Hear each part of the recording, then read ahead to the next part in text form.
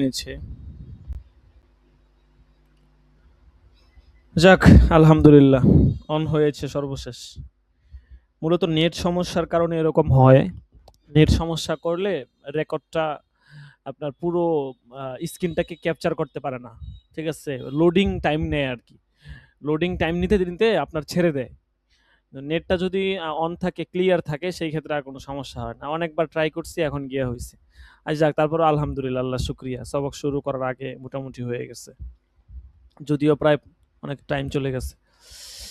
আচ্ছা, দেখেন, হাদিসের ভাষায় রিবাল ফদল। এখানে লম্বা একটা হাদিস নিয়ে আসা হয়েছে। দেখেন, عن عبادة بن الصامت رضي الله تعالى عنه قال قال رسول الله صلى الله عليه وسلم الذهب بالذهب والفضة بالفضة والبر بالبر والشعير بالشعير والتمر بالتمر والملح بالملح مثلا بمثل سواء بسواء يدا بيد فإذا اختلفت هذه الأصناف فبيعوا كيف شئتم إذا كان يدا بيد। এটা একটা প্রসিদ্ধ হাদিস, আপনারা কম বেশি সকলেই পড়েছেন।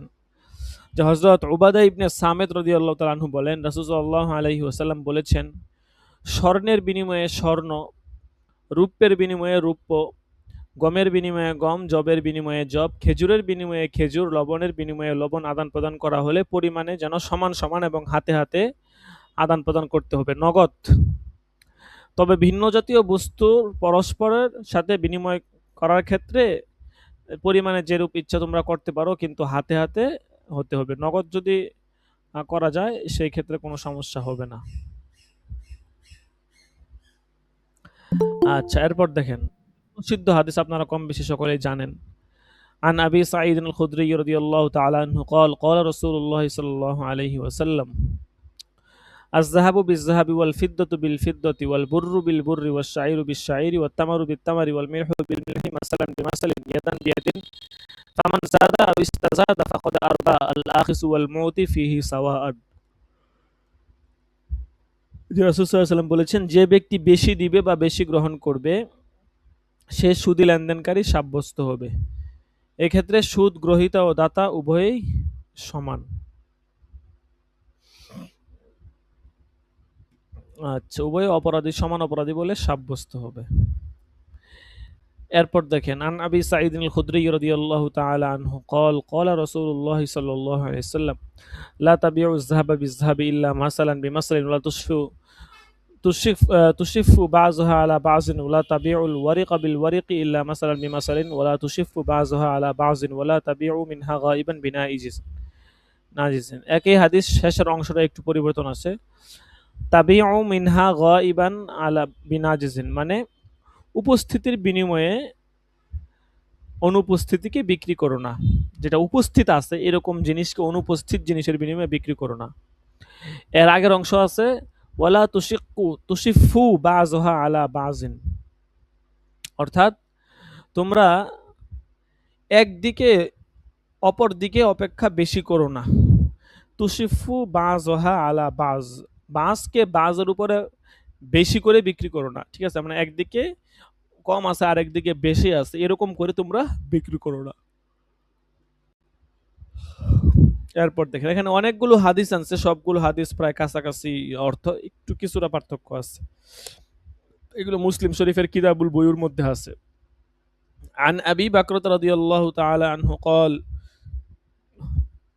قال نهى النبي صلى الله عليه وسلم عن الفضة بالفضة والذهب بالذهب إلا سواء بسواء وأمرنا أن تشتري الفضة بالذهب كيف شئنا ونشتري الذهب بالفضة كيف شئنا।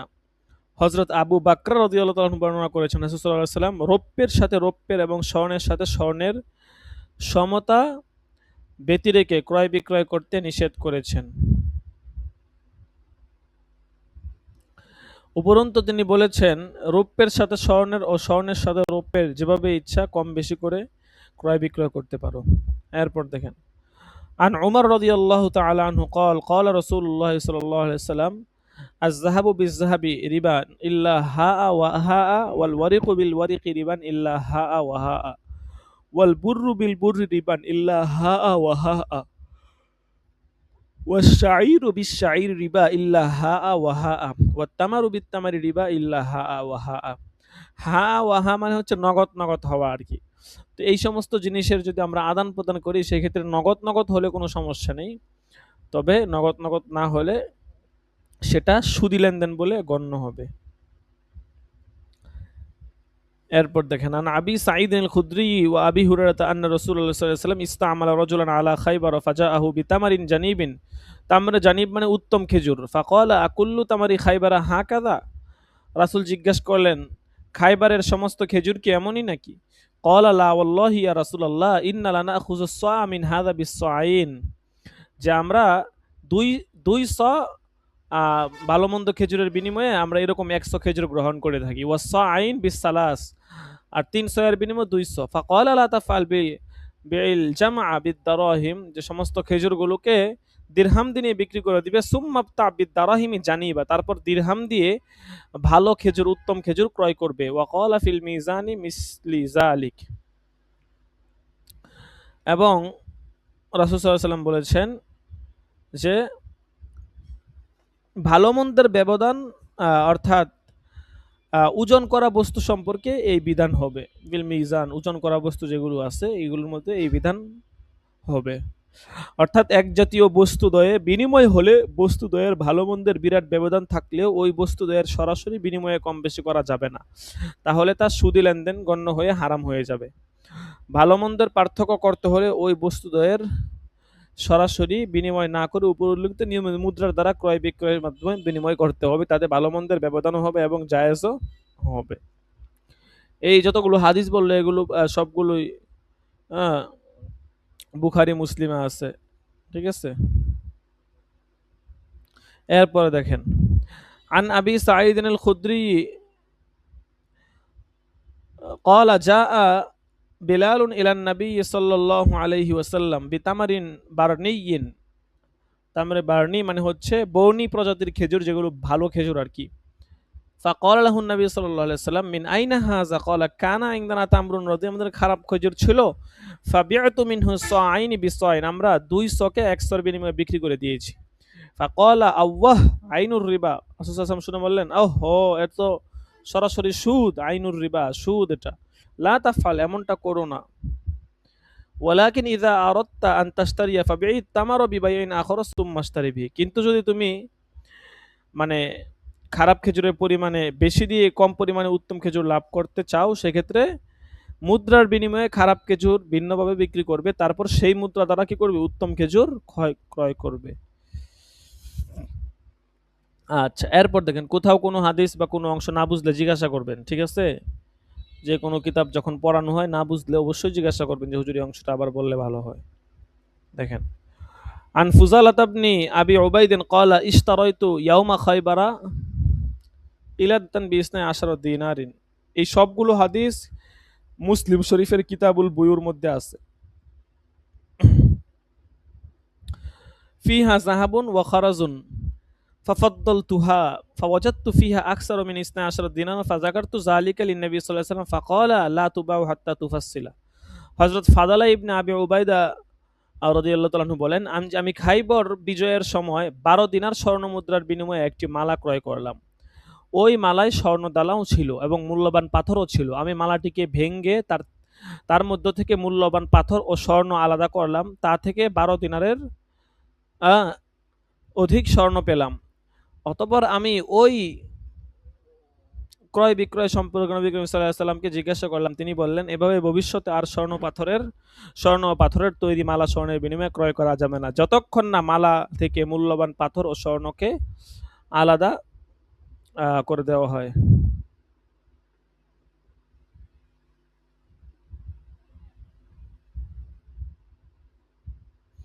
এটাও তিরমিজি শরীফে আছে, আবু দাউদ শরীফ এবং নাসাই শরীফেও আছে।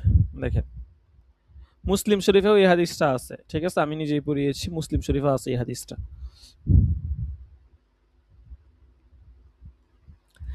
আচ্ছা, এরপর দেখেন, عن عبادة بن الصامت أن رسول الله صلى الله عليه وسلم قال لا تبيعوا الذهب بالذهب ولا الورق بالورق ولا البر بالبر ولا تبيعوا الذهب بالذهب ولا الشعير بالشعير ولا التمر بالتمر ولا الملح বিল মিলহি ইল্লা সাওয়াআন বিসাওয়াইন আইনান বিআইন ইয়াদান বিয়াদিন ওয়ালাকিন বিউয যাহাবা বিল ওয়ারিqi ওয়াল ওয়ারিqi বিজ যাহাবি ওয়াল বুররা বিশ শাইরি ওয়াশ শাইরি বিল বুররি ওয়াত তামারা বিল মিলহি ওয়াল মিলহা বিত তামারি ইয়াদান বিয়াদিন কাইফা শি'তুম। আচ্ছা আচ্ছা, এরপর দেখেন عن عمر بن الخطاب أن آخر ما نزلت آيات الربا وأن الرسول صلى الله عليه وسلم قبض ولم يفسرها لنا فدعوا রিবা ওয়ার রিবাতা। হযরত উমর ইবনুল খাত্তাব রাদিয়াল্লাহু তাআলা আনহু থেকে বর্ণিত যে সুদ হারাম হবার আয়াতই শেষ আয়াত, অর্থাৎ পবিত্র কোরআনে সুদ হারাম হবার পর তাতে আর কোনো পরিবর্তন হয়নি, এটা উদ্দেশ্য আর কি। এবং রাসূল সাল্লাল্লাহু আলাইহি ওয়াসাল্লামের ওয়াফাত হয়ে গিয়েছে, অথচ সুদের অসংখ্য শাখা প্রশাখার পূর্ণ বিবরণ আমাদের সম্মুখে রেখে যাননি। সুতরাং কোরআন সুন্নাহয় বর্ণিত সুদ এবং যে বিষয়ে সুদের কোনো প্রকার সন্দেহ হয় তাও তোমরা বর্জন করবে। এরপর দেখেন عن أنس قال قال رسول الله صلى الله عليه وسلم إذا أقرض أحدكم قرضا فأهدى إليه أو حمله على الدابة فلا يركبه ولا يقبلها إلا أن يكون جرى بينه وبينه قبل ذلك। হযরত আনাস রাদিয়াল্লাহু তাআলা থেকে বর্ণিত রাসূল সাল্লাল্লাহু আলাইহি ওয়াসাল্লাম বলেছেন, তোমাদের কেউ যদি কোনো ব্যক্তিকে ঋণ দেয় অতঃপর ঋণ গ্রহীতা দাতাকে কোনো উপহার বা হাদিয়া দেয় তবে উহা গ্রহণ করবে না। যদি গ্রহীতা যানবাহনের উপর দাতাকে বসাতে চায় তবে উহার উপর বসবে না।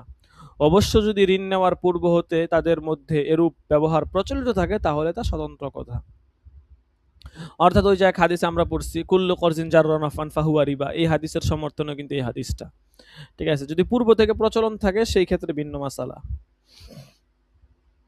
এরপর দেখেন عن أبي سعيد قال كنا نرزق تمر الجمع وهو الخلط من التمر وكنا نبيع صاعين بصاع فقال النبي صلى الله عليه وسلم لا صاعين بصاع ولا درهمين بدرهم। হযরত আবু সাঈদ খুদরি থেকে বর্ণিত রাসূল সাল্লাল্লাহু আলাইহি ওয়াসাল্লাম বলেছেন, আমরা বিভিন্ন রকমের খেজুর পেতাম, ভালো অর্থাৎ ভালো মন্দ মিশ্রিত খেজুর, আর সেগুলো আমরা ভালো একসা খেজুরের বিনিময়ে 2 সা করে বিক্রি করতাম। কিন্তু নবী করিম সাল্লাল্লাহু আলাইহি ওয়াসাল্লাম বললেন, একসা খেজুরের পরিবর্তে 2 সা খেজুর এবং 1 দিরহামের বিনিময়ে 2 দিরহাম বিক্রি করবে না। তাইলে এতক্ষণ ধরে আমরা প্রায় 12টার মতো হাদিস পড়লাম, নস পড়লাম। এই হাদিসগুলোর মধ্যে এই রিবাল ফদল সম্পর্কেই আলোচনা করা হয়েছে। কম বেশি করা কোনো জিনিসকে যখন আমরা লেনদেন করব, কখন কখন কম বেশি করলে হারাম হবে, কখন বৈধ হবে ইত্যাদি বিষয়ে এখানে বিস্তারিত আলোকপাত করা হয়েছে। এখন আমরা পরবর্তী যে অধ্যায়টা আছে, আমাদের হাতে যেহেতু সময় কম, ঠিক আছে, ইতিমধ্যে অনেক সময় চলে গিয়েছে, আমাদের ফতোয়া উসমানীটা পড়তে হবে। দেখেন এই অধ্যায়টা শেষ করে আর সামনে পড়ব না। রিবাল ফদলের নিষিদ্ধতার বিবরণ, মানে রিবাল ফদল এটা তো হাদিসের বর্ণনার কারণে নিষেধ করা হয়েছে, ঠিক আছে। এছাড়া আরও কিছু কারণ এখানে বলবে। দেখেন যে রিবাল ফদল নিষিদ্ধ হয়েছে হাদিসের বর্ণনার ভিত্তিতে। ইতিপূর্বে উল্লেখিত হাদিস সমূহে রিবাল ফদলকেই নিষিদ্ধ ঘোষণা করা হয়েছে। হযরত আবু সাঈদ খুদরি রাদিয়াল্লাহু আনহু বর্ণিত আছে, রাসূল সাল্লাল্লাহু আলাইহি ওয়াসাল্লাম বলেছেন, স্বর্ণের বিনিময়ে স্বর্ণ, রৌপ্যের বিনিময়ে রৌপ্য, গমের বিনিময়ে গম, জবের বিনিময়ে জব, খেজুরের বিনিময়ে খেজুর এবং লবণের বিনিময়ে লবণ লেনদেন করা হলে সেক্ষেত্রে পরিমাণে সমান সমান মাসালান বিমাসাল এবং হাতে হাতে ইয়াদান বিয়াদিন হতে হবে। যে ব্যক্তি বেশি দিবে অথবা বেশি গ্রহণ করবে সে সুদি লেনদেনকারী সাব্যস্ত হবে। ফাকদে আর সুদ গ্রহীতা ও দাতা উভয়ই সমান অপরাধী হবে। সহিহ বুখারী মুসলিম শরীফের হাদিস। উক্ত হাদিসে 6টি দ্রব্যের নাম উল্লেখ করা হয়েছে, যার প্রত্যেক প্রজাতির সমজাতীয় দ্রব্যের পরস্পর লেনদেনের সময় পরিমাণে সমান হতে হবে এবং হাতে হাতে হতে হবে। যেমন স্বর্ণের সাথে স্বর্ণের কিংবা খেজুরের সাথে খেজুরের বিনিময় করা হলে পরিমাণে সমান হতে হবে, কম বেশি করে বিনিময় করা যাবে না এবং বিনিময় হাতে হাতে করতে হবে, বাকিতে করা যাবে না। এর বিপরীত করা হলে তা সুদি লেনদেন হবে। একই জাতীয় দ্রব্যের মধ্যে গুণ ও মানগত দিক থেকে কোনো পার্থক্য থাকলেও লেনদেন কোনোরূপ পার্থক্য করা যাবে না, বরং সমান সমান এবং হাতে হাতে বিনিময় করতে হবে। কারণ একই জাতীয় দুটি পণ্য বা দ্রব্যের বিনিময়ের প্রয়োজন তখনই হয় যখন জাতিগত অভিন্নতা থাকা সত্ত্বেও দ্রব্য বা পণ্য দুটির মধ্যে গুণগত ও মানগত পার্থক্য থাকে। এক্ষেত্রে সমজাতীয় দ্রব্য যদি কম বেশি করে বিনিময় করা হয় তাহলে ক্রেতা ও বিক্রেতা কেউ তার নিজ নিজ পণ্যের প্রকৃত মূল্যমান জানতে পারল না। ফলে মানুষের মধ্যে এমন একটি মানসিকতার জন্ম লাভ করে যে মানুষ সুদী লেনদেনের দিকে ধাবিত করবে। আরবে সমজাতীয় জিনিসের বিনিময়ে প্রচলিত ছিল এবং তাতে পরিমাণের তারতম্য ঘটত। রাসূল সাল্লাল্লাহু আলাইহি ওয়াসাল্লাম আশঙ্কা করেছিলেন যে এই প্রকার লেনদেন ক্রমান্বয়ে রিবার রূপ ধারণ করবে। তাই রাসূল সাল্লাল্লাহু আলাইহি ওয়াসাল্লাম নিজেই বলেছেন, ইন্নী আখাফু আলাইকুমুর রিবা, যে আমি তোমাদের উপর রিবার আশঙ্কা করছি। তাই রাসূল সাল্লাল্লাহু আলাইহি ওয়াসাল্লাম একটু সতর্কতা ও নিবারণমূলক ব্যবস্থা হিসেবে রিবাল ফজলকে নিষিদ্ধ ঘোষণা করেছেন। কতক সাহাবী রাসূল সাল্লাল্লাহু আলাইহি ওয়াসাল্লাম এর নিষেধাজ্ঞা সম্বন্ধে বলতেন যে অনবহিত ছিলেন। তন্মধ্যে অন্যতম ছিলেন প্রখ্যাত সাহাবী আব্দুল্লাহ ইবনে আব্বাস। তিনি হযরত উসামা ইবনে যায়েদের বর্ণিত হাদিস লা রিবা ইল্লা ফিন্নাসিয়া, অর্থাৎ মেয়াদি ঋণ ব্যতীত অন্য কোনো কিছুতে রিবা নেই, এই মতের উপর ছিলেন। কিন্তু হযরত আবু সাঈদ খুদরি যখন তাকে রিবাল ফদল এর অবৈধতা সম্পর্কে বর্ণিত হাদিসগুলো শুনালেন, তখন ইবনে আব্বাস তওবা করে তার পূর্বমত পরিহার করলেন। ঠিক আছে? অধিকাংশ ফকির মতে হযরত উসামা ইবনে যায়েদের বর্ণিত হাদিসের অর্থ হচ্ছে ভিন্ন জাতীয় জিনিস যেমন স্বর্ণ রূপের বিনিময়ে যদি পরিমাণে কম বেশি করে বাকিতে করা হয় তাহলে রিবা হবে, আর যদি হাতে হাতে করা হয় তাহলে রিবা হবে না। অন্য হাদিসে রয়েছে হযরত আবু সাঈদ খুদরি হতে বর্ণিত, একদা হযরত বিলাল রাদিয়াল্লাহু আনহু রাসূল সাল্লাল্লাহু আলাইহি ওয়াসাল্লামের নিকট বনী প্রজাতির কিছু উন্নত মানের খেজুর নিয়ে আনলেন। হাদিসে আমরা একটু আগে পড়লাম যে রাসূল সাল্লাল্লাহু আলাইহি ওয়াসাল্লাম তাকে বললেন, এই খেজুর তুমি কোথা থেকে আনলে? বিলাল রাদিয়াল্লাহু আনহু বললেন, আমাদের খেজুর খারাপ ছিল তাই আমি আমাদের 2 সা পরিমাণ খারাপ খেজুরের পরিবর্তে 1 সা পরিমাণ ভালো খেজুর ক্রয় করেছি। রাসূল সাল্লাল্লাহু আলাইহি ওয়াসাল্লাম বললেন, আওয়াহ আইনুর রিবা, আইনুর রিবা, এটা তো সুদেরই মতো হলো, এত সুদের মতোই। লা তাফআল, কখনো এরূপ করো না। তোমরা যদি ভালো খেজুর পেতে চাও তাহলে তোমরা প্রথমে এই যে খেজুর, খারাপ খেজুর যেগুলো থাকবে এগুলো বাজারে বিক্রি করবে, তারপর প্রাপ্ত মূল্য দিয়ে ভালো খেজুর কি করবে? ক্রয় করবে। বুখারী মুসলিম শরীফের হাদিস। ইতিপূর্বে উল্লেখিত হযরত আবু সাঈদ খুদরি এবং হযরত হুবাই হুরায়রা রাদিয়াল্লাহু আনহু বর্ণিত হাদিস থেকে জানা যায় যে এক ব্যক্তি খাইবর থেকে উপরোক্ত পদ্ধতিতে খেজুর বিনিময় করে নিয়ে আসলে রাসূল সাল্লাল্লাহু আলাইহি ওয়াসাল্লাম ওইরূপ উক্তি করেছিলেন, অর্থাৎ তিনি বলেছিলেন যে এরূপ বিনিময় আর করবে না, বরং নিম্নমানের খেজুর প্রথমে মুদ্রার বিনিময়ে বিক্রি করবে, অতঃপর প্রাপ্ত মুদ্রা দিয়ে উন্নত মানের খেজুর ক্রয় করে আনবে। আলোচ্য হাদিসসমূহে সমজাতীয় বস্তু দেয়ের বিনিময়ে একটি সরাসরি নিয়ম ও পদ্ধতিকে হারাম নিষিদ্ধ করা হয়েছে, আর একটু ঘুরানো অপর নিয়মকে হালাল বলা হয়েছে। আধুনিককালে এক শ্রেণীর লোক এরূপ ব্যবধানের প্রতি নাক সিটকিয়ে থাকেন। তাদের মতে উভয় নিয়মের শেষ ফল তো একই, কাজেই যে কোনো একভাবে বিনিময় করলেই তো হলো। কিন্তু মনে রাখতে হবে যে এবং সতর্ক থাকতে হবে যে উভয় নিয়মের চূড়ান্ত ফলাফল এক হলেও, অর্থাৎ একই জাতীয় জিনিসের ভালোটি কম এবং মন্দটি বেশি প্রাপ্তির লেনদেন হলেও নিয়ম বা পদ্ধতির মধ্যে রয়েছে বিরাট পার্থক্য এবং শেষ ফলে রয়েছে ব্যবধান। একটি পদ্ধতিতে নিম্নমানের খেজুর মালিক তার খেজুরের ন্যায্য মূল্য সম্পর্কে অবগত হতে পারে না। প্রয়োজনের তাগিদে তাকে প্রতারিত হবার, ঠকবার এবং আফসোস হবার সম্ভাবনা থাকে এবং নিজের মালের মূল্যবান জানার অধিকার থেকে বঞ্চিত হয়, ফলে এটি হারাম। আর অপর নিয়মে তার মালের ন্যায্য মূল্য জানবার এবং ক্রয় বিক্রয় করা না করার অধিকার থাকে। এছাড়া পরবর্তীতে তাকে আফসোস করা কিংবা প্রতারিত বা ঠকবার সম্ভাবনাও থাকে না, ফলে এই নিয়মটি হালাল।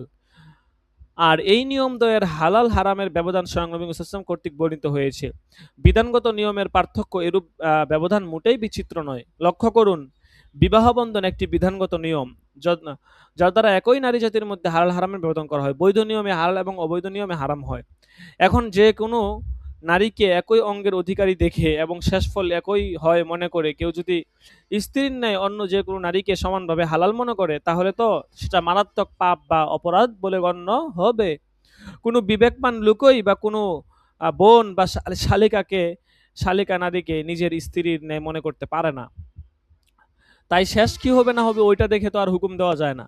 তদ্রূপ লেনদেনের ক্ষেত্রেও উভয় পদ্ধতিকে এক মনে করা যাবে না। এক নিয়মে হবে হারাম, অপর নিয়মে হবে হালাল। সুদের প্রচলন রোধের উদ্দেশ্যে যে সকল ক্রয় বিক্রয়ে সুদের অনুপ্রবেশ ঘটার আশঙ্কা রয়েছে তাও রাসূল সাল্লাল্লাহু আলাইহি ওয়াসাল্লাম নিষিদ্ধ ঘোষণা করেছেন। সুতরাং একই জাতীয় দুটি জিনিসের বিনিময়ে যদি করতেই হয় তাহলে দুটি পদ্ধতির যে কোনো একটিকে অবশ্যই অনুসরণ করতে হবে। প্রথমটি হচ্ছে যে লেনদেন সমান সমান এবং হাতে হাতে করতে হবে, কম বেশি করা যাবে না। আর দ্বিতীয়টি হচ্ছে বিনিময়ের একটি পণ্যকে বাজার দরে বিক্রি করবে এবং প্রাপ্ত মূল্য দিয়ে সেই প্রয়োজনীয় পণ্য ক্রয় করে আনবে। উপরোক্ত দুটি পদ্ধতির কোনো একটি পদ্ধতিকে অনুসরণ করা না হলে তা সুদী লেনদেন হবে এবং এই জাতীয় লেনদেন বাতিল বলে গণ্য হবে। তবে ভিন্ন জাতীয় দ্রব্যের অসম বিনিময়ে, অর্থাৎ এক জাতীয় দ্রব্যের সাথে অন্য জাতীয় দ্রব্যের কম বেশি করে বিনিময় করা হলে সেটা সুদ হবে না। ওই যে ইজাখতালাফান নওয়ান ফাবিউ কাইফা শিতুম, কিন্তু শর্ত হচ্ছে পরস্পরের বিনিময়ে অবশ্যই হাতে হাতে হতে হবে, বাকিতে করা যাবে না। যেমন স্বর্ণের সাথে রূপের কিংবা খেজুরের সাথে লবণের বিনিময় করা হলে পরিমাণে কম বেশি করা যাবে, কিন্তু হাতে হাতে লেনদেন করতে হবে।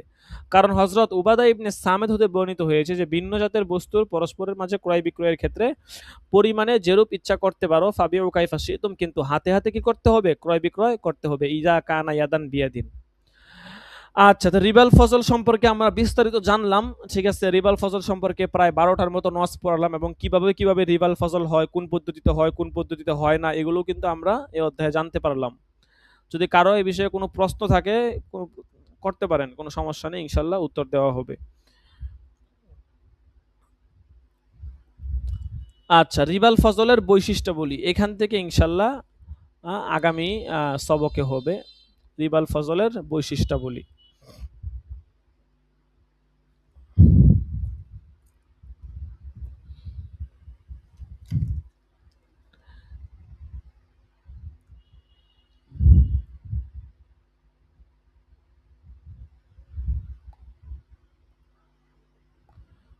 ফতোয়া উসমানী হবে, নেট প্রচুর স্লো, ১৯৬ পৃষ্ঠা।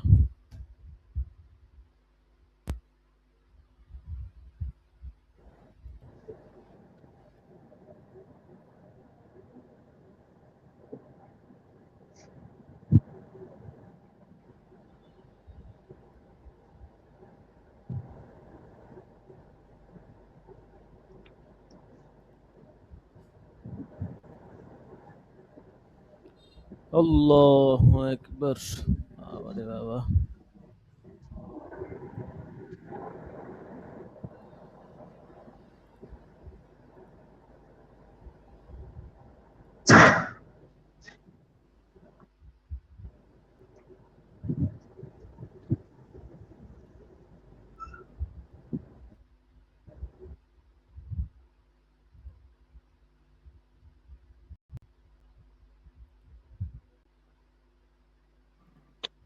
আসসালামু আলাইকুম। উস্তাদ, আমার একটা ওয়ালাইকুম মাসআলা আসসালাম। ছিল। জি বলুন।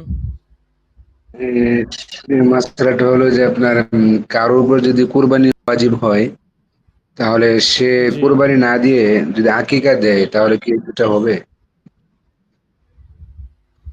না এটা আদায় হবে না। কুরবানি ওয়াজিব হলে অবশ্যই কুরবানি দিতে হবে। কুরবানির এক বিধান, আকিকার আরেক বিধান। ঠিক আছে, কুরবানি হচ্ছে ওয়াজিব, আর আকিকা আকিকা তো ওয়াজিব না।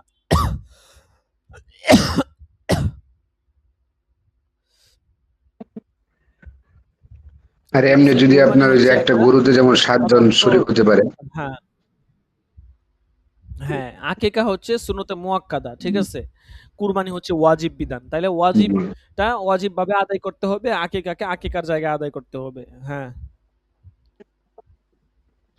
আর এমনি যে একটা গরুতে ৭ জন শরীক হতে পারে, তো ওখানে কেউ যদি ৫ জন কুরবানি দিবে আর ২ জন আকিকা দিবে, সেটা কি দেওয়া যেতে পারে?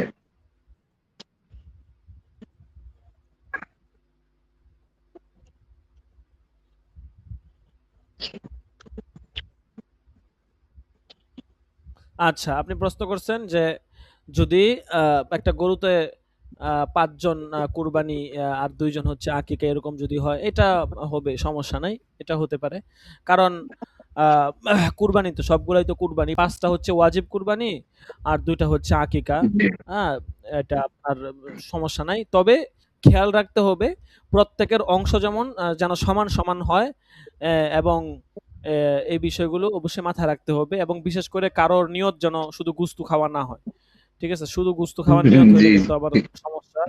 হ্যাঁ, হ্যাঁ, কুরবানি হবে না। ঠিক আছে? জি।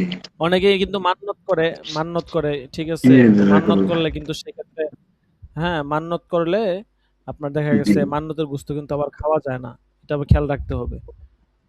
কুরবানির মান্যত যদি কেউ করে, ওই মান্যতের গোশত কিন্তু জি। ভক্ষণ করা যায় না। জি। আচ্ছা, ফতোয়া উসমানী হচ্ছে আজকে। আসসালামু আলাইকুম উস্তাদ, আমার একটা মাসালা জানার ছিল। জি, জি বলুন।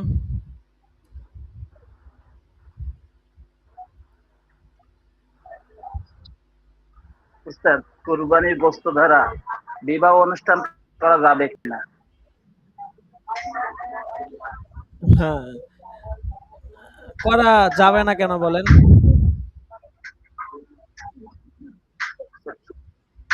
অবশ্যই করা যাবে।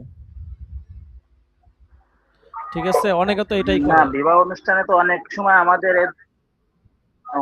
তো বিবাহ অনুষ্ঠানে যে আপনার না অনেকে আছে বিবাহ অনুষ্ঠানে তো আপনার নৌতর বিষয় যে গিফটের বিষয়, কিন্তু কুরবানিটা তো গিফটের সাথে সম্পর্ক না। সমস্যা নাই, করা যাবে বিবাহ। শুনেন আমি যে আপনাকে বিবাহ বলি, অনুষ্ঠানে তো অনেক সময় কুরবানির গিফটের গোশত, ব্যবস্থা থাকে, গিফট না দিলে হবে না হ্যাঁ এরকম। আমি আপনাকে বলি, এটা গিফটের বিষয় না, আমার কথা শুনেন। কুরবানির গোশতের বিধান হচ্ছে, কুরবানির গোশত নিজে খাওয়া যায়, আত্মীয় স্বজনকে খাওয়ানো যায়, গরিবদেরকে খাওয়ানো যায়, মেহমানদারি করানো যায়। অর্থাৎ কুরবানির গোশতের ক্ষেত্রে বিশেষ কোনো নিষেধাজ্ঞা নাই যে এটা এই শ্রেণী খাইতে পারবে, ওই শ্রেণী খাইতে পারবে না, এরকম কোনো নিষেধাজ্ঞা নাই। কুরবানির গোশত ব্যয় করার বা খাবার মাসরাফ সকলেই। কাজেই এটাকে যদি আপনি ওলুমের মাধ্যমে কাউকে খাওয়ান বা বিবাহ অনুষ্ঠান করে খাওয়ান, সেটাও করা যাবে, কোনো সমস্যা নেই, গুনাহ হবে না। ঠিক আছে? আচ্ছা, তো ওদের আশা উস্তাদ করি এদের বুঝতে বিনিময় পেরেছেন। হয়ে জি। যাচ্ছে না, যে আমি অনুষ্ঠানে আসলাম, অনুষ্ঠানের জন্য অনুষ্ঠানে ওদের একটা ওইটা বিনিময় আপনি হচ্ছে যেটা না যে আমি বলতেছেন বিবাহতে ওইটা আসলাম, পরবর্তী আসার প্রশ্ন। পরে আমার তো ও গিফট দেওয়া লাগবে ওইটা গিফটে। আরেক প্রশ্ন। আচ্ছা, এই আপনার পরবর্তী প্রশ্নের সাথে আগের প্রশ্নের সম্পর্ক নেই। ঠিক আছে? কুরবানির গোশত দিয়ে বিবাহ অনুষ্ঠান ইত্যাদি করা যাবে কিনা, এইটা এক প্রশ্ন। আরেকটা জি জি হচ্ছে যে আমি কাউকে খাওয়ালাম, তারপরে সে আমাকে একটা কিছু দিচ্ছে, এটা আরেক প্রশ্ন।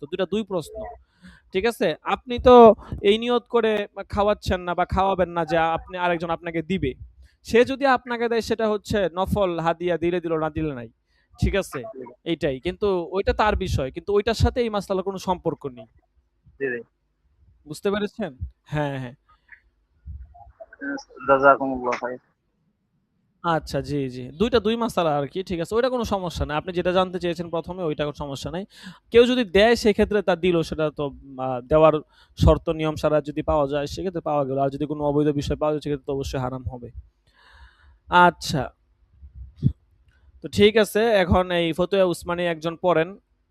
আ গত সবকে কে পড়ছিল? আজকে তো ৯ নাম্বার দাখিলা কার? আছে, উপস্থিত আছে ৯ নাম্বার আজকে আমার দাখিলা? পড়া ছিল উস্তাদ জি, আমার পড়া ছিল। জি জি জি, পড়বো উস্তাদ জি। আপনার আপনার দাখিলা নাম্বার কত? দাখিলা 9। আচ্ছা, হ্যাঁ, হ্যাঁ, পড়েন। মেডিকেল কলেজের সহশিক্ষা এবং মানবদেহের গোপনাঙ্গ। জি আপনার কিতাবে আপ জি আপনার ওখান থেকে কিতাব, আপনার ফোন থেকে কিতাব ওপেন করেন। জি, ওপেন করা আছে। আচ্ছা, তাইলে আপনার ফোন থেকে পড়েন। ঠিক আছে? বিসমিল্লাহির রহমানির এখান থেকে রহিম। পড়েন। বিসমিল্লাহির হ্যাঁ। রহমানির রহিম। মেডিকেল কলেজে সহশিক্ষা এবং মানবদেহের গোপনাঙ্গ দর্শন সম্পর্কিত কয়েকটি মাসাইল। উলামায়ে দ্বীন এবং শরিয়াতের মুফতি সমাজ নিম্ন বর্ণিত মাসাইল সম্পর্কে কি বলবেন? মেহেরবানি করে জবাব লেখার আগে একবার সবগুলো মাসাইল পড়ে নেবেন, যাতে সমস্ত রহস্য স্পষ্ট হয়। তারপর একটি একটি করে জবাব দিবেন। বিশেষ করে নিচের প্যারাগুলো পড়ে নেবেন। আমরা মেডিকেল কলেজ পড়ি। আমাদের শিক্ষা সমাপ্ত হতে প্রায় 1 বছর বাকি। নিচের প্রশ্নগুলো পড়ুন, তারপর তাহকিক করে দলিল সহ বিস্তারিত জবাব দিন। প্রত্যেকটি বিষয় লিখবেন যে 1 জায়েজ হওয়ার সর্বনিম্ন মাত্রা কি, 2 জায়েজ হওয়ার সর্বশেষ মাত্রা কোন শর্তের উপর নির্ভরশীল, 3 উত্তম কি, জাযাকাল্লাহ। আগে পড়ুন। এখানে মেডিকেল কলেজে যতজন দাড়িওয়ালা ছাত্র আছে তাদেরকে মৌলভী বলা হয়।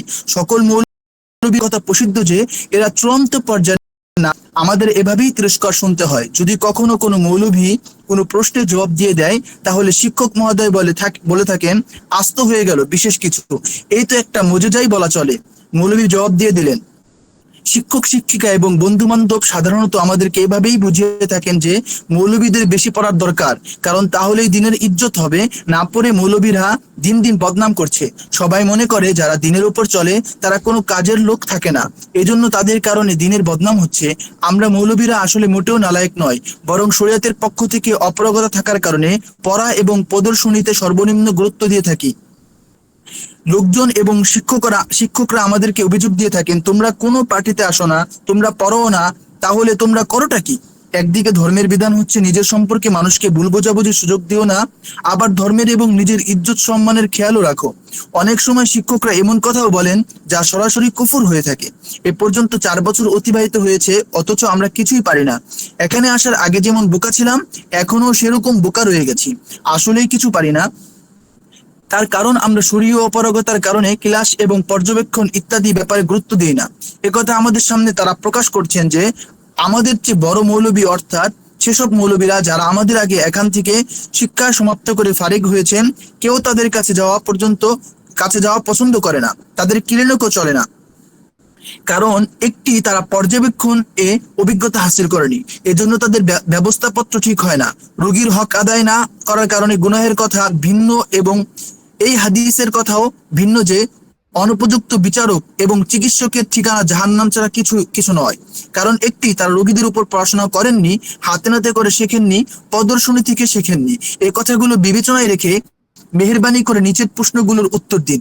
মেডিকেল কলেজের শিক্ষা ব্যবস্থা যৌথ, ছেলে মেয়ে একসাথে পড়ে, শিক্ষকগণ অধিকাংশ পুরুষ, অনেক সময় নারী শিক্ষকও পড়ানোর জন্য উপস্থিত হয়ে থাকেন, তখন বেপরদা হয়। আমাদের জানা মতে পুরো পাকিস্তানের কোথাও পুরুষদের জন্য আলাদা মেডিকেল কলেজ নেই। লাহোরে ফাতেমা জিন্না মেডিকেল কলেজ আছে, ওখানে সহশিক্ষা নেই, কিন্তু সেখানে নারী শিক্ষকদের পাশাপাশি পুরুষ শিক্ষকও আছেন। মোট কথা, আমাদের মেডিকেল কলেজে পুরোপুরি বেপরদা বিরাজমান। অনেক মেয়ে এমন সব কাপড় পরিধান করে, হাদিসের ভাষায় কাপড় পরে তারা নগ্ন, ভেদ করে রং পর্যন্ত দেখা যায়। কাপড় পাতলা না হলেও অনেক মেয়ে আটশাট লেবাস পরিধান করে, যার ভেতরে দেহর উত্থান পতন স্পষ্ট হয়ে থাকে। সব মেয়ে এমন নয়, কিছু কিছু মেয়ে চাদর দিয়ে চেহারা ঢেকেও রাখে, কিন্তু চোখ এবং তার পার্শ্ববর্তী ত্বক দেখা যায়। ছেলেরা বেশিরভাগ শর্ট পাতলুন পরে, যার ভেতর তাদের নিতম্ব প্রকাশ পেয়ে থাকে। যেসব ছেলে সেলোয়ার এবং কামিজ পরে, তাদেরও বেশিরভাগ কলার ও কফ ব্যবহার করে। শতকরা 99% ছেলের গোড়ালি ঢাকা থাকে, অথচ মেয়েদের বেশিরভাগ গোড়ালি খোলা থাকে। মেয়েদের আওয়াজ শোনাও যায়। কিছু ছেলে মেয়ে পরস্পর খোলামেলা আলাপ আলোচনা করে, হাসি মজাক করে। শিক্ষক পুরুষ হন অথবা নারী, তারাও হাসি মজাক করেন। এখানে পুরুষের কোনো তমিজ নেই। বিশেষত কিছু কিছু শিক্ষক তো এই পর্যন্ত বলে থাকেন যে আমাদের এখানে কোনো ছেলে বা মেয়ে নেই, আমাদের জন্য সবাই শিক্ষার্থী এবং এই পরিচয় সব। নারী শিক্ষকদের আওয়াজও শুনতে হয়। পুরোপুরি সতর্ক থাকার পরও নামাহরামের উপর দৃষ্টি পতিত হয়, কমপক্ষে তাদের আওয়াজ শুনতেই হয়। এই বিস্তারিত বিবরণ উল্লেখ করার কারণ হচ্ছে এখানে পুরোপুরি বেদিন এবং বজ্জাতির পরিবেশ বিরাজমান। আপনি জানেন যে কোথাও যাওয়ার আগে যদি জানা যায় সেখানে গুনাহের কাজ হবে, তাহলে সেখানে যাওয়া হারাম। সেখানে গিয়ে যদি তথ্য পাওয়া যায় তাহলে উঠে আসা ওয়াজিব। তাছাড়া গুনাহের দিক এগিয়ে যাওয়া তো গুনাহ, যা হারামে লিপ্ত হওয়ার কারণ হবে তাও হারাম। আর উপরে বর্ণিত বর্ণনার প্রায় সবগুলোই কবিরা গুনাহ। এইসব বিষয়গুলো বিবেচনা রেখে উত্তর দিয়ে বাধিত করবেন। 1-1 এমন শিক্ষা ব্যবস্থায় নারীদের শিক্ষা গ্রহণ করা কেমন? 1-2 এমন শিক্ষা ব্যবস্থায় পুরুষদের শিক্ষা গ্রহণ করা কেমন? 1-3 লাহোরের ফাতেমা জিন্নাহ মেডিকেল কলেজে মেয়েদের শিক্ষা অর্জন করা কেমন? সেখানে নারী পুরুষ উভয় প্রকার শিক্ষক আছেন, তবে শিক্ষার্থী শুধু মেয়ে। 1-4 যদি এই শিক্ষা ব্যবস্থা সঠিক না হয়, তাহলে কি নারী পুরুষ ও কারোর জন্যই এই শিক্ষা অর্জন করা জায়েজ নয়? 1-5 ছেলে এবং মেয়েদের জন্য আলাদা কলেজ বানানোর হুকুমতের দায়িত্ব, হুকুমতের সমস্ত অধিকার এবং সুযোগ আছে, কিন্তু যতদিন পর্যন্ত হুকুমত এই কাজটি না করবে, ততদিন পর্যন্ত কি জায়েজ হবে না যে আমরা এই বিদ্যা অর্জন করব? আপনি জানেন যে অন্যান্য দুনিয়াবি এলিমের চেয়ে ইলমে তিব উত্তম। তাছাড়া কোনো উপায়ও নেই। আমরা যদি শিক্ষা অর্জন না করি, তাহলে নারী পুরুষের চিকিৎসা কে করবে? অবশেষে এক্ষেত্রে কোনো বিকল্প তো থাকতে হবে। 1-6 নারী শিক্ষকগণ পড়াতে এলে পুরুষদের করণীয় কি? 1-7 পুরুষ শিক্ষকদের পড়াতে এলে নারী ছাত্রীদের করণীয় কি? মাসালা 2 আমাদের এখানে যেসব বই পড়তে বলা হয়, সমস্ত বই অন্য দেশের। ওসব বইয়ে মানুষের ছবি অত্যন্ত বেশি, অধিকাংশ ছবি উলঙ্গ। শুধু সে উলঙ্গ নয়, যে অংশের প্রদর্শনী উদ্দেশ্য, বরং পুরো মানুষেরই উলঙ্গ ছবি। এক্ষেত্রে শুধু পুরুষের ছবি দেওয়ার প্রতি কোনো বিশেষ লক্ষ্য রাখা হয়নি। এগুলোর ব্যাপারে নিয়ম তো যে সময় মতো প্রয়োজন মতো দেখা যায়, অর্থাৎ যখন ছবি ছাড়া বুঝবার কোনো উপায় থাকবে না, তখন শুধু ওই ছবি দেখবে এবং ওই পরিমাণ দেখবে যে পরিমাণ জরুরি। কিন্তু এই ফয়সালা কে দিবে যে প্রয়োজনের সময় দেখছে এবং প্রয়োজন মতো দেখছে? আমরা এখানে যুবক, বরং যৌবনের চোরা স্পর্শ করতে চলেছি। এমত অবস্থায় প্রয়োজন মতো কথাটা নির্ণয় করা খুবই মুশকিল। যদি ছবি দেখার ইচ্ছা না করে শুধু পড়ার ইচ্ছায় বই খোলা হয়, তবুও ছবির উপর নজর পতিত হয়। নগ্ন ছবি দেখে ভাবনাও তৈরি হয়। বইপত্রে এমন কিছু আলোচনা আছে যেগুলো পড়লেও কামভাব জাগে। যদি এগুলোর জ্ঞান অর্জনের উদ্দেশ্য হয়ে থাকে, তবে জিজ্ঞাসার বিষয় হচ্ছে, এমন সব বইপত্র পড়া, পড়ানো, শেখা, দেখা এবং অন্য বন্ধু বান্ধবদেরকে দেখানো কি জায়েজ নাকি জায়েজ নয়? এক্ষেত্রে লিখে দিবেন উত্তম কোনটি, জায়েজ হওয়ার সর্বশেষ মাত্রা কি এবং জায়েজ হওয়ার শেষ মাত্রা কি কি শর্ত সাপেক্ষে। মেডিকেল কলেজে পড়াশোনা করতে হয় 5 বছর। প্রথম দ্বিতীয় বছর মৃত মানুষের দেহ চেরা ফাড়া করানো হয়। এর বিকল্প আছে, যেমন প্লাস্টিকের তৈরি অঙ্গ প্রত্যঙ্গের সাহায্যে শেখানো যেতে পারে। তৃতীয় বছর থেকে পঞ্চম বছর পর্যন্ত আমাদেরকে হাসপাতালের বিভিন্ন ওয়ার্ডে পাঠানো হয়। বিশেষত পঞ্চম বছরে তো রাতের বেলাও যেতে হয়। ওখানে আমাদেরকে রোগীদের উপর পড়ানো হয়। পড়ানোর তরিকা হচ্ছে, উস্তাদ একজন রোগীর ব্যাপারে বলেন যে, একে জিজ্ঞাসা করো এর কি কষ্ট এবং একে পর্যবেক্ষণ করো। শিক্ষা ব্যবস্থা যৌথ, এজন্য ছেলেরা মেয়েরা একত্র হয়। যখন ছাত্র কাজ পূর্ণ করে তখন শিক্ষক মহোদয় আগমন করেন। ছাত্রছাত্রীদের মধ্য থেকে কোনো একজনকে বিস্তারিতভাবে রোগীর অসুবিধা এবং পর্যবেক্ষণের কথা তুলে ধরে। শিক্ষক মহোদয় ত্রুটি বিচ্যুত শনাক্ত করে দেন এবং বুঝাতে থাকেন। এখানে একথা মনে রাখতে হবে, প্রত্যেক অসুখ নারী পুরুষ উভয়ের মধ্যে হয় না। কিছু অসুখ শুধু নারীদের মধ্যে পাওয়া যায়। এমনকি এমন কোনো জীবজন্তু নেই যে পুরোপুরি মানুষের অনুরূপ হতে পারে। তাছাড়া প্রদর্শনীর সময় বিভিন্ন ধমনীর উত্থান পতন, হৃদয়ের কম্পনের রকমারি আওয়াজ, নানা রোগে নিঃশ্বাসের নানা রকম শব্দ ইত্যাদি শুধু মানবদেহেই দেখা যেতে পারে, প্লাস্টিকের অঙ্গ প্রত্যঙ্গের মধ্যে নয়। অবশ্য কিছু বিষয় কম্পিউটারের এই পর্যায়ে এসেছে যে তার মাধ্যমে আওয়াজ শোনা যেতে পারে, কিন্তু সবকিছু পাকিস্তানে পাওয়া যায় না। আবার সব ছাত্র কম্পিউটারও কিনতে পারে না। মেডিকেল কলেজে ওই বস্তুটি সুলভ নয়। সবার আগে রোগীর নিকট থেকে অনুমতি নেওয়া হয়। যদি রোগী অনুমতি দেয় তাহলে তাকে পর্যবেক্ষণ করার অধিকার ছাত্রছাত্রী লাভ করে না। অনুমতি না দেয় তাহলে তাকে পর্যবেক্ষণ করার অধিকার ছাত্রছাত্রী লাভ করে না। পর্যবেক্ষণের 4টি পর্যায় থাকে: ক, দেখা; খ, হাত দিয়ে চাপ দেওয়া দিয়ে স্পর্শ করে চেক করা; গ, আঙ্গুল দিয়ে খুঁটিয়ে দেখা; ঘ, কর্ণস্থ দ্বারা সেই অংশের আওয়াজ শোনা। ক, দেখা। এর জন্য প্রয়োজন হয় যে অংশ দেখা হবে সে অংশে এবং তার আশেপাশে যথেষ্ট পরিমাণ স্থান অনাবৃত করা হয়। যেমন, যদি বুক দেখার প্রয়োজন হয় তাহলে নাভি পর্যন্ত কামিজ খুলে ফেলা হয়। যদি পেট দেখতে হয় তাহলে বুক থেকে হাঁটু পর্যন্ত লজ্জাস্থান অনাবৃত করা হয়। যদি পুস্তকের ভাষ্য মোতাবেক সঠিক নিয়ম এটাই। যদিও কিন্তু পাকিস্তানে লজ্জাস্থান সবার সামনে খোলা হয় না, বরং আলাদা কামরায় পর্দার ভেতরে খোলা হয়। সেখানে পুরুষের লজ্জাস্থানের প্রতি বেশি গুরুত্ব দেওয়া হয় না। তবে স্ত্রীলোকের লজ্জাস্থান স্ত্রীলোকেই খোলে এবং দেখে, পুরুষদেরকে অনুমতি দেওয়া হয় না। যাই হোক, নারী হোক আর পুরুষ হোক, এরকম করতে হয়। পুরুষের বেলায় লজ্জাস্থান ছাড়া বাকি দেহ, রানু, হাঁটু সহ খুলতে কোনো খারাপ মনে করা হয় না। নারী রোগের বেলাও উন্না খুলে নেওয়া এবং পেট ও কোমর থেকে কামিজ ইত্যাদি সরিয়ে দেওয়া হয়। তবে স্বাভাবিকভাবে এর চেয়ে বেশি কিছু করা হয় না। চাপ দিয়ে দেখা, এক্ষেত্রে রোগীর যে অংশ ব্যথা সে অংশ হাতে চাপ দিয়ে দেখা হয়, যাতে বোঝা যায় তার চামড়া এবং চামড়ার নিচের অন্যান্য অঙ্গ ধমনী সাধারণ সুস্থ লোকের মতো নাকি শক্ত বা নরম, অথবা এই হাত লাগানোর কারণে রোগী ব্যথা পায় কি না পায় ইত্যাদি।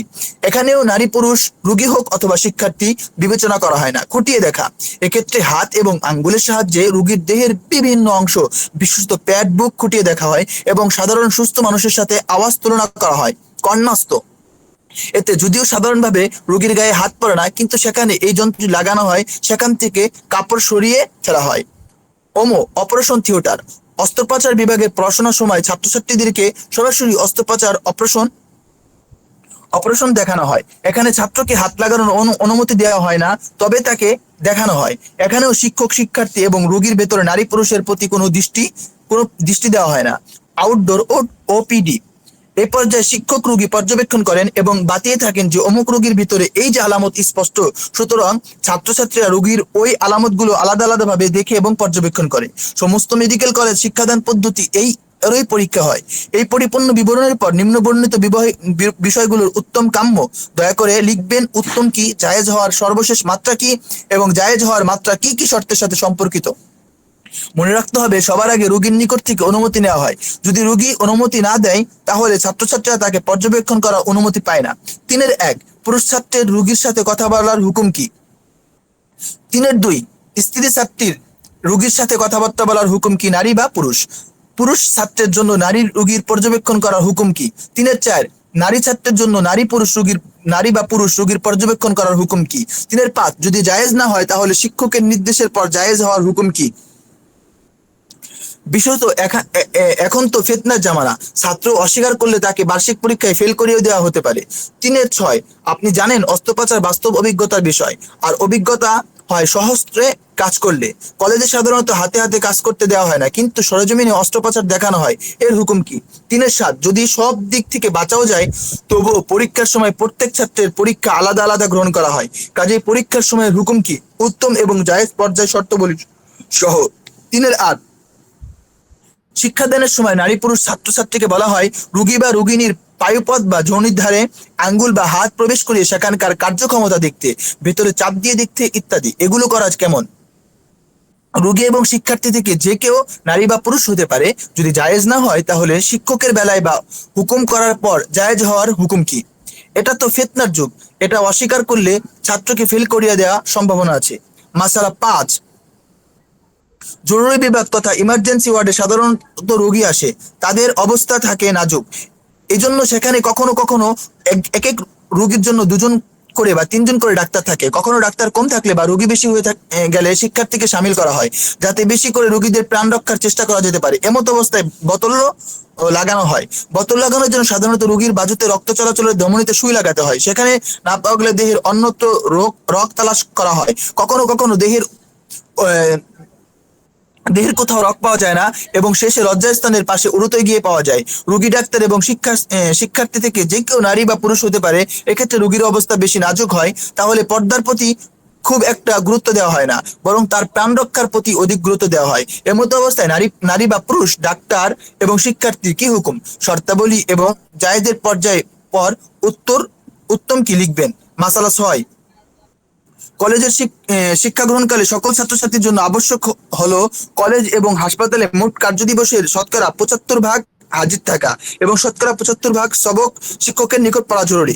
অন্যথায় তার পরীক্ষার অংশগ্রহণের অনুমতি নেই। কখনো কখনো শিক্ষাবর্ষ নষ্ট হওয়ার সম্ভাবনা থাকে। সুতরাং শতকরা 75% উপস্থিতির জন্য কলেজ এবং হাসপাতালে যাওয়া বাধ্যতামূলক জরুরি।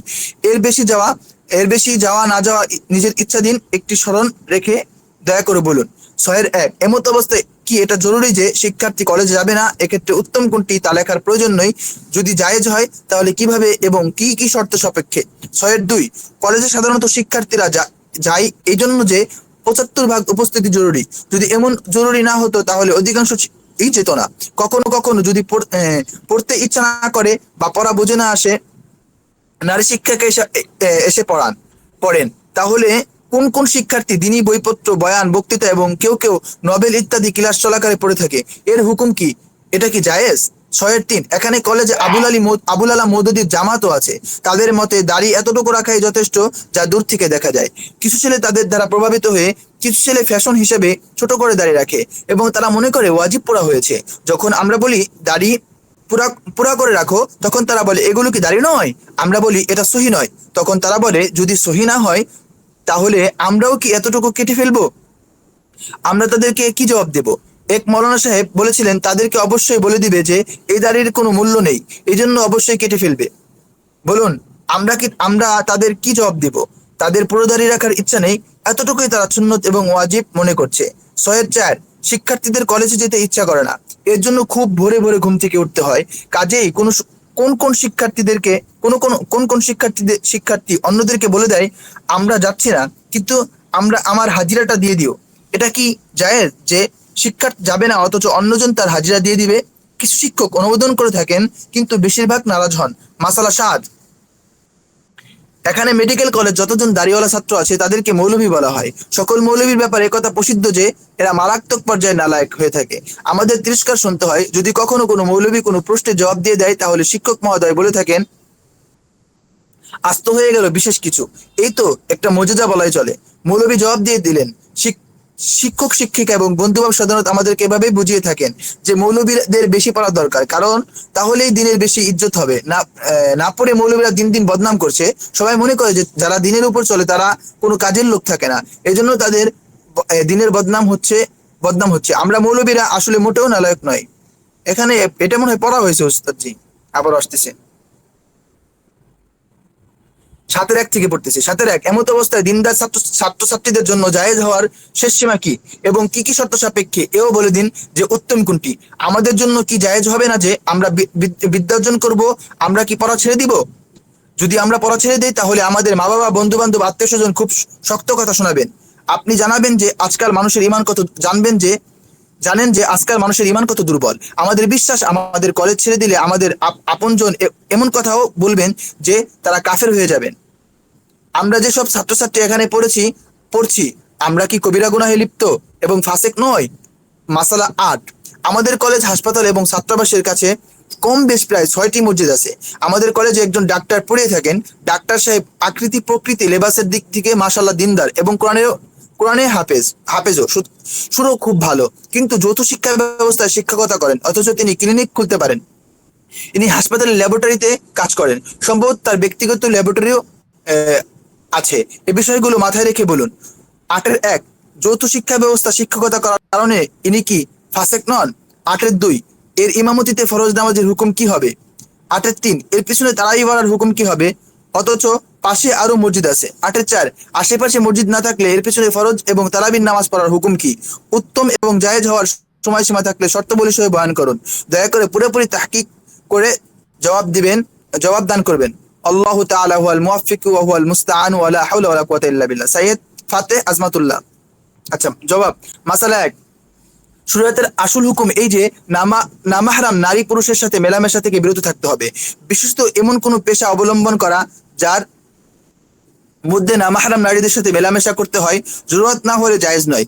এজন্য হুকমত এবং মুসলিম সমাজের কর্তব্য হচ্ছে যৌথ শিক্ষা ব্যবস্থার বদলে ছেলেদের জন্য আলাদা এবং মেয়েদের জন্য আলাদা শিক্ষা প্রতিষ্ঠান কায়েম করা। কিন্তু যতক্ষণ পর্যন্ত এমন ব্যবস্থা না হবে ততক্ষণ পর্যন্ত যেহেতু মেডিকেল সায়েন্স হাসিল করা একটি জরুরত এবং এই ঘটনার দিনদার লোকদের অপ্রতুল যা দূর করার এটাই পথ যে দিনদার লোকজন মেডিকেল সায়েন্স শিক্ষা করবে। এজন্য যদি তালিমে হাসিল করার সে পন্থা না পাওয়া যায় যেটা উপরে উল্লেখ করা হয়েছে, তাহলে এই শর্তের সাথে তালিম গ্রহণের অনুমতি আছে বলে মনে হচ্ছে যে যথাসম্ভব নিজে বেপর্দা নারী থেকে দূরে রাখবে এবং সেখানে এমন নারীদের মুখোমুখি হওয়ার প্রয়োজন হবে সেখানে দৃষ্টি অবনত রাখবে এবং নিজের নজর ও দিল হেফাজত করবে। মেয়েদের জন্য মেডিকেল সায়েন্স এই শর্তে শিক্ষা করা জায়েজ হবে যে তারা পর্দার পরিপূর্ণ ইহতিমাম করবে এবং পুরুষদের নিকটে বসবে না। নারীদের জন্য তালিম উদ্দেশ্যে পুরুষদেরকে দেখার সুযোগ আছে, কিন্তু সুযোগ জরুরতের গণ্ডির মধ্যে সীমাবদ্ধ থাকতে হবে। মাসালা ২, যদি বই পুস্তকের আসল উদ্দেশ্য তালিম এবং তার ভেতরে ছবি এসেছে আনুষঙ্গিক ভাবে, তখন এরকম বই পুস্তক এবং শর্ত সাপেক্ষে রাখা এবং দেখা জায়েজ আছে। ছবিগুলোর যে অংশগুলো তালিমের জন্য জরুরি নয় সে অংশগুলো হয়তো মিটিয়ে দিতে হবে, নতুবা কোনো কাগজ বা অন্য কিছু দিয়ে আড়াল করে দিতে হবে। বিশেষত যেই ছবিগুলো জৈবিক চাহিদা জাগ্রত করে সেগুলো এমনভাবে বদলাতে হবে যাতে শুধু ওই অংশটুকু থাকে যেটুকু তালিমের জন্য জরুরি। জরুরতের সীমারেখা সেই বিষয়বস্তু থেকে নির্ণয় করা যেতে পারে। এই ছবিগুলো সাহায্য যে আলোচ্য বিষয় তালিম দেওয়া হচ্ছে। মাসালা ৩, ১, ২, ৫, ৬, ৭ এসব কাজের মধ্যে যেগুলো চিকিৎসা স্বাস্থ্য অর্জন করার জন্য জরুরি সেগুলোর প্রয়োজন মতো আঞ্জাম দেওয়ার সুযোগ আছে, কিন্তু প্রতিটি কাজে এই বিষয় উপর লক্ষ্য রাখতে হবে যে যেন রোগীর সতর পরিমাণ সে পরিমাণ খুলে যতটুকু পর্যবেক্ষণ করা আবশ্যক। যদি কোনো কর্মচারী এক্ষেত্রে সীমালঙ্ঘন করে তাহলে তাকে সতর্ক করে দিতে হবে যে জরুরতের বেশি খুলো না।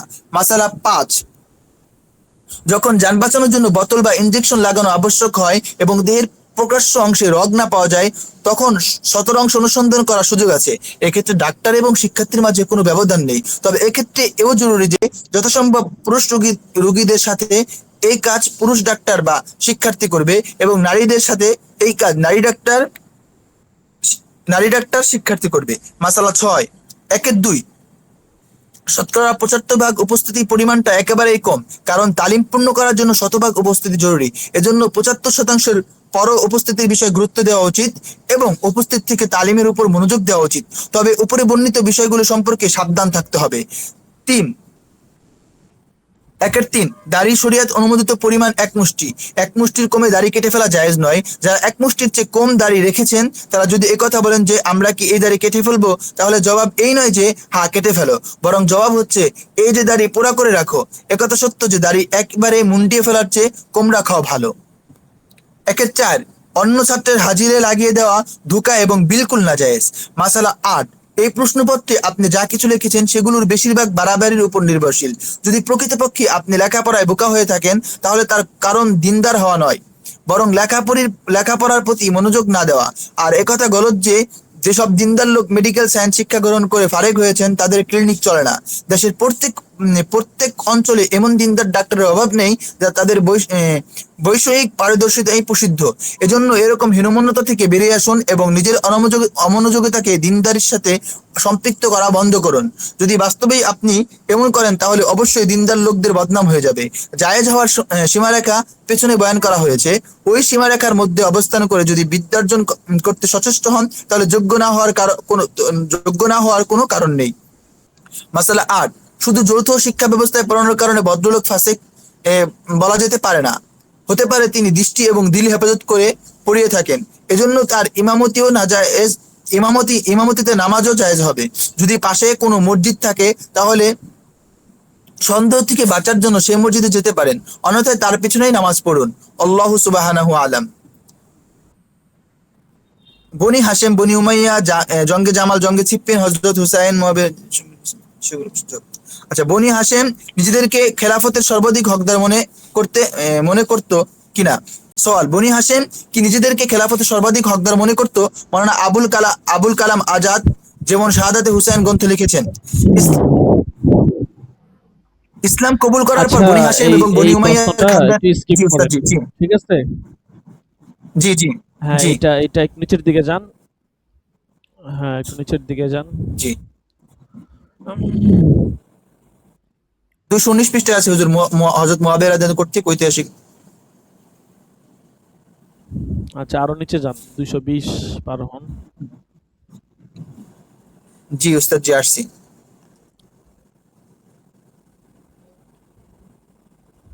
এগুলা কত তো গেছেন, এগুলা পার হয়ে যান, এগুলা আরো সামনে যান। ইতিহাস সংক্রান্ত প্রশ্ন উত্তরগুলা এগুলা আমরা একটু স্কিপ করবো, যেগুলা আপনার হচ্ছে যে আমাদের দৈনন্দিন জীবনে বেশি প্রয়োজন পড়ে এবং আমাদের সাথে সংশ্লিষ্টতা বেশি, এগুলো আমরা একটু করবো আর জি কি। উস্তাদ, জি এগুলো তার 224।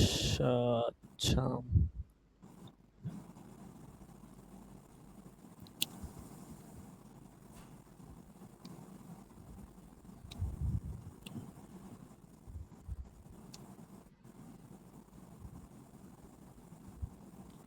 আচ্ছা, এখানে কুরআনের কারিমের তালিম, তাজিব ও তেলাওয়াত ও আদাব প্রসঙ্গ, হ্যাঁ এই অধ্যায়তে পড়েন। হ্যাঁ, কত নম্বর এই পৃষ্ঠা অধ্যায়ে হুজুর? পড়েন। কত নম্বর পৃষ্ঠা উস্তাদ জি? এটা হচ্ছে যে আপনার 228 জি নাম্বার পেয়েছি পৃষ্ঠা। জি পেয়েছি উস্তাদ জি। হ্যাঁ হ্যাঁ হ্যাঁ, পড়েন এখান কোরআনে থেকে। কারিমের তালিম, তাজিম, তেলাওয়াত জি এবং পড়েন। আদব প্রসঙ্গ। কোরআনের কাহিনী অবলম্বনে ফিল্ম নির্মাণের শরী হুকুম। সোয়াল, নিচের মাসালায় উলামায়ে দ্বীন কি বলবেন? কাসাসুল কুরআন নামে একটি ফিল্ম চালু হয়েছে। তার মধ্যে কোরআনের বিভিন্ন ঘটনাবলী ফিল্ম আকারে দেখানো হয়েছে, যেমন বনি ইসরায়েলের জবাইয়ের ঘটনা, ফিরআউনের ডুবে যাওয়ার ঘটনা এবং বনি ইসরায়েলের নিষ্কৃতির কৃতির ঘটনা।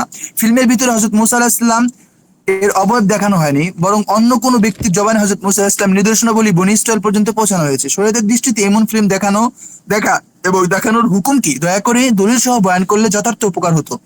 জবাব, কোরআনে কারিমের ঘটনাবলীর সচিত্র ফিল্ম বানানো, দেখা এবং দেখানো কখনো জায়েজ নয়, বরং কোরআনে কারিমের বেজ্জতি হওয়ার কারণে এই কর্মে কঠিন বিপর্যয়ের আশঙ্কা আছে।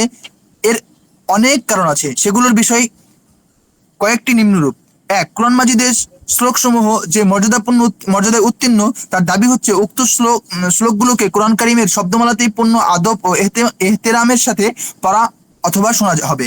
এর বিপরীতে চলচ্চিত্রকার এবং অভিনয় শিল্পীদেরকে কোরআনের সুমহান ব্যক্তিবর্গের কৃত্রিম ও কাল্পনিক রূপে প্রকাশ করে তাদের মাধ্যমে কোরআনে কারিমের বয়ানকৃত ঘটনাবলীর কৃত্রিম উপস্থাপনা, কোরআনের আয়াতের সাথে খেলতামাশা করার নামান্তর। কোরআনের ঘোষণায় এমন কাজ হারাম সাব্যস্ত হয়েছে। ২.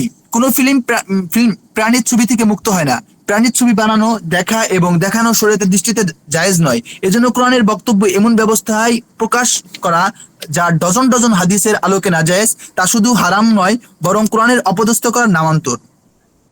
৩. ঘটনাবলী ফিল্মে যতক্ষণ নারী চরিত্র না থাকে ততক্ষণ পর্যন্ত ফিল্ম পূর্ণতা লাভ করে না। অতএব উল্লেখিত ফিল্মেও এই কাজটি থাকবে। বেপর্দায় নারী সমাজের নামাহারাম পুরুষদের সামনে আগমন করা, বিনা প্রয়োজনে তাদের ছবি পুরুষদেরকে দেখানো কোরআন হাদিসের আলোকে বিলকুল নাজায়েজ। আর এই নাজায়েজ কাজকে কোরআনে কারিমের বক্তব্য প্রচারের মাধ্যম বানানো শুধু হারামই নয় বরং কোরআনে কারিমকে হেয় প্রতিপন্ন করার নামান্তর। 4, কোন সত্য থেকে সত্য কাহিনী যখন ফিল্ম আকার দেওয়া হয় তখন তার মধ্যে নির্মাতার কাল্পনিক চিত্রের অনুপ্রবেশ আবশ্যক। এছাড়া সাধারণত কোনো ফিল্ম তৈরি হতে পারে না। একটি পরিপূর্ণ ফিল্ম তৈরির জন্য আবশ্যক রূপে কাহিনীর বর্ণনামুক্ত শূন্যস্থানগুলো ফিল্ম নির্মাতার কাল্পনিক অনুমান দিয়ে পূর্ণ করতে হয়। আর না হোক সংশ্লিষ্ট ব্যক্তিদের আকৃতি প্রকৃতি, তাদের সংখ্যা, তাদের চালচলনের কাঠামো, তাদের আশেপাশের পরিবেশ প্রেক্ষাপট এবং তাদের স্বভাব ও বৈশিষ্ট্য অবশ্যই অনুমানের মাপকাঠিতে পেশ করতে হবে। ফিল্মের বেলায় কোরআনে মাজিদকে এসব বিষয় থেকে আলাদা করা যায় না। সুতরাং এ সমস্ত অনুমান কোরআন কারিমের দিকে সম্পৃক্ত করা হবে, যা হবে কোরআন কারিমের অন্তর্বিকৃতির অনুরূপ। আলোচ্য ফিল্মের ব্যাপারে সতর্ক। ফিল্ম দর্শকগণ জানিয়েছেন, এখানে কোরআন কারিমের বয়ানকৃত কাহিনীর সাথে অনেক ইসরায়েলি বর্ণনা এবং কল্পচিত্রের সাথে জুড়ে দেওয়া হয়েছে, যেসব অনবগত লোকদেরকে কোরআন কারিমের সাথে পরিচিত করার কল্পিত আগ্রহে এই ফিল্ম দেখানো হচ্ছে। তাদের জন্য কোরআন এবং অকুরআনের মধ্যে তফাৎ করার কোনো রাস্তা নেই। তারা এই পুরো পরিবেশকে কোরআনী বক্তব্যই মনে করবে। কোরআনে কারিমের ব্যাপারে এই মারাত্মক ভুল ধারণার মধ্যে লিপ্ত করার দায় ওইসব লোকের উপর বর্তাবে যারা এই ফিল্মের নির্মাণ বা প্রদর্শনের জিম্মাদার। 5, কোরআনে কারিমের বর্ণিত কাহিনী রাজিতে অনেক জায়গায় এমন শব্দগুলি ব্যবহার করা হয়েছে যেগুলো একাধিক ব্যাখ্যা হতে পারে। সেগুলোর মধ্যে কোনো একটি নিশ্চিত করে অন্য সম্ভাবনা বাদ দিয়ে কোরআনে কারিমের উদ্দেশ্য নিশ্চিত করা জায়েজ নয়। মুফাসসিরগণ যখন এমন আয়াতের তাফসীর করেন তখন সাধারণত সমস্ত সম্ভাবনা বয়ান করে দেন, অন্যথায় কমপক্ষে কোন না কোন উপায়ে একথা স্পষ্ট করে দিয়ে থাকেন যে এতটুকু অকুরআন মিশ্রিত হওয়ার আশঙ্কা। অন্যথায় কমপক্ষে কোন না কোন উপায়ে একথা স্পষ্ট করে দিয়ে থাকেন যে এতটুকু কথা কোরআনে কারিমের আর এতটুকু কথা তাফসিরের, যাতে কোরআন এবং অকুরআন মিশ্রিত হওয়ার আশঙ্কা না থাকে। এই কাজটি ফিল্মের ক্ষেত্রে কিছুতে সম্ভব নয়, বরং ফিল্ম নির্মাতার মাথায় উক্ত আয়াত বা কাহিনীর যে তাফসির আছে সেটাকেই আবশ্যক রূপে কোরআনী বক্তব্যের আকারে এমনভাবে পেশ করে দেওয়া হবে যেন অন্য কোনো সম্ভাবনা নেই। ফিল্মের জোরে সেই তাফসিরের নকশা মস্তিষ্কে এমনভাবে প্রতিষ্ঠিত হয়ে যাবে যেন তা আদি কোরআন। এই অবস্থাটিও কোরআন ও অকুরআনের মাঝে গোলকধাঁধা সৃষ্টির কারণ হবে। এই জন্য এই ফিল্ম সম্পূর্ণরূপে নাজায়েজ। ফিল্মের আসল উদ্দেশ্য তালিম তাবলিগ নয়, বরং চিত্ত বিনোদন, খেল তামাশা থেকে মজা উপভোগ করা। এজন্য দর্শকরা চিত্ত বিনোদনের উদ্দেশ্যে এই ফিল্মটি দেখবে, ইলম শিক্ষা এবং উপদেশ গ্রহণ করার উদ্দেশ্য দেখবে না। এর স্পষ্ট দলিল এই যে যদি এই বিষয়গুলো প্রকৃতরূপে ওয়াজ এবং নসিহতের মাধ্যমে বয়ান করা হতো তাহলে এসব লোকজন তাতে শরীক হওয়ার জন্য প্রস্তুত হতো না।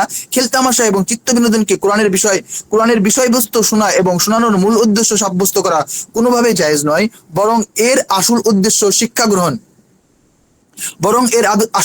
শিক্ষা গ্রহণ করা। পরোক্ষভাবে তৃপ্তি ও আনন্দ পাওয়া গেলে তা ভিন্ন কথা, কিন্তু তামাশাকে মূল উদ্দেশ্য সাব্যস্ত করে তাকেই আসল মাকসাদ বানিয়ে নেওয়া কোনো প্রকার জায়েজ নয়। উল্লেখিত বিষয়গুলোর উপর ভিত্তি করে তাছাড়া আরো অন্যান্য অনিষ্টের কারণে এরকম ফিল্ম নির্মাণ করা, দেখানো সব নাজায়েজ। খুব মজবুতির সাথে মুসলিম সমাজের এগুলো থেকে বিরত থাকা উচিত। হুকুমতের দায়িত্ব শুধু এই ধরনের ফিল্ম প্রদর্শন থেকে বিরত রাখা নয়, বরং আগামীতে এ জাতীয় ফিল্ম প্রকাশের পথে পুনরুপরি রুদ্ধ করতে হবে। মাসিকের সময় তেলাওয়াত, কালেমা এবং দুরূদ পড়ার হুকুম। হায়েজের সময় স্ত্রীলোক সূরা বা কালাম এবং দুরূদ ইত্যাদি পড়তে পারবে? জবাব: কোরআন কারিমের তেলাওয়াত একেবারেই করতে পারবে না। কালেমা, দুরূদ ইত্যাদি পড়ায় কোনো অসুবিধা নেই। কোরআনের আয়াত লিখিত খবরের কাগজের মানহানি করা। প্রশ্ন: মাওলানা এহতেশামুল হক সাহেব জুমার দিনে খবরের কাগজে যে আয়াত লিখে থাকেন সেগুলো দোকানদার আবর্জনার মধ্যে ছুঁড়ে ফেলে থাকে, এমন কাজ কি সঠিক? জবাব: যেসব কাগজে আল্লাহ রাসূলের নাম বা কোরআনের আয়াত অথবা হাদিস লেখা বা ছাপা হয় সেগুলো মানহানিকর স্থানে ছুঁড়ে ফেলা দুরূস্ত নয়। কোরআনের আয়াত লিখিত বই হায়েজ অবস্থায় পড়া, স্পর্শ করা এবং তেলাওয়াত ও জিকির আজকার জায়েজ কিনা? প্রশ্ন: যেসব বই পুস্তকে কালামে পাকের কিছু আয়াত লেখা আছে সেগুলো হায়েজগ্রস্ত স্ত্রীলোকের পক্ষে পড়া এবং স্পষ্ট করা কি জায়েজ? আয়াতগুলো বাদ দিয়ে শুধু তরজমা, তাফসীর এবং মতলব পড়া যাবে কি? এমন সময় মুখে কালামে পাক, কালেমা এবং দুরূদ শরীফ কি জায়েজ? জবাব: এক্ষেত্রে মূলনীতি হচ্ছে যদি বই পুস্তকের অর্ধেক অথবা তার চেয়ে বেশি অংশ জুড়ে কোরআনের আয়াত থাকে তাহলে হায়েজ এবং নেফাস অবস্থায় সেটা স্পর্শ করা জায়েজ নয়। আর যদি পুস্তকের বেশিরভাগ অংশ জুড়ে কোরআন না থাকে তাহলে সেটাকে এমন স্থানে স্পর্শ করা যাবে যেখানে কোরআনের আয়াত লেখা নেই। সবিনার মাহফিলে লাউড স্পিকারে তেলাওয়াতের জন্য পারিশ্রমিক এবং সেজদায় তেলাওয়াত সম্পর্কিত কয়েকটি প্রশ্ন উত্তর। কয়েক বছর থেকে সিলেট অঞ্চলে সবিনা নামে এক বিশেষ ধরনের মজলিস কায়েম হয়ে থাকে। সেগুলো মাগরিবের পর থেকে সূর্যোদয়ের 1-2 ঘন্টা পর পর্যন্ত চলতে থাকে, হাজিরানে মজলিসের সংখ্যা এতই কম হয় যে সেখানে কোনো প্রকারের মাইক্রোফোনের প্রয়োজন পড়ে না। কিন্তু এরকম কোনো মজলিসেই হয়তো মাইক্রোফোন মুক্ত থাকে না। হাজিরানে মজলিসে সর্বোচ্চ 100 হয়ে থাকে। কেউ কেউ কেউ নাক ডাকতে থাকে, কেউ ঝিমোতে থাকে, কেউ বাইরে গিয়ে বিড়ি সিগারেট পান করতে থাকে, তার দুর্গন্ধ মজলিসে আসে। আয়োজনকারী বাড়ির অবস্থা থাকে আয়োজনকারী বাড়ির অবস্থা থাকে এমন যে সেখানে তনুমন দিয়ে কালামে পাকের তেলাওয়াত শোনার লোক থাকে একেবারে সামান্য। বেশিরভাগ লোক বাড়ির কাজে ব্যস্ত থাকে। বাড়ির সেবা লোকদের জন্য এই আওয়াজ বিরাট বিপদ পরিণত হয়। ওয়াইজগণ কোরআন তেলাওয়াত চলতে থাকা অবস্থায় চা পান করতে থাকেন, পান খেতে থাকেন, কখনো কখনো আপোষে কথাবার্তা চালাতে থাকেন। কেউ শোয়া, কেউ বসা। মজলিসের ব্যবস্থাপকের পক্ষ থেকে তারা অর্থ পেয়ে থাকেন। কম হলে বেদনাও প্রকাশ করেন। কখনো আগে থেকে তারা টাকার হিসাবে চুকিয়ে নেন। বেশিরভাগ ওয়াইজ মাদ্রাসার শিক্ষক। এই আসরগুলো ধারাবাহিকতা কার্তিক মাস থেকে শুরু করে বৈশাখ মাস পর্যন্ত চলতে থাকে। বহু ওয়াইজ এই ব্যস্ততার কারণে যে গড় হাজিরি পড়ে থাকে, তারাও বেতন নিয়ে থাকেন। তাছাড়া দীর্ঘ 60 মাসের সময়ে রাত জাগরণের কারণে পাঠ্যপুস্তক অধ্যয়ন করতে পারে না। কোনো মাদ্রাসার 3-4 জন এমন ওয়াইজ শিক্ষক বাইরে থাকেন, ফলে মাদ্রাসার শিক্ষাদান কর্মসূচি কি পরিমাণ ক্ষতিগ্রস্ত হয় তা বর্ণনা করা অসম্ভব। প্রশ্ন 1, এমন আসলে মাইক্রোফোন এনে ভাড়া পরিশোধ করা কি অপচয় বলা যায় কিনা? জবাব, যখন হাজিরানে মজলিস পর্যন্ত মাইক্রোফোন ছাড়াই আওয়াজ পৌঁছে যায় তখন লাউড স্পিকার লাগানো নিষ্প্রয়োজন, বরং ক্ষতিকর। এই জন্য এই কাজ এসরাফের অন্তর্ভুক্ত। সোয়াল, এমন মজলিসে মাইক্রোফোনের সাহায্যে কোরআন মাজিদ তেলাওয়াত শোনা কি জায়েজ হবে?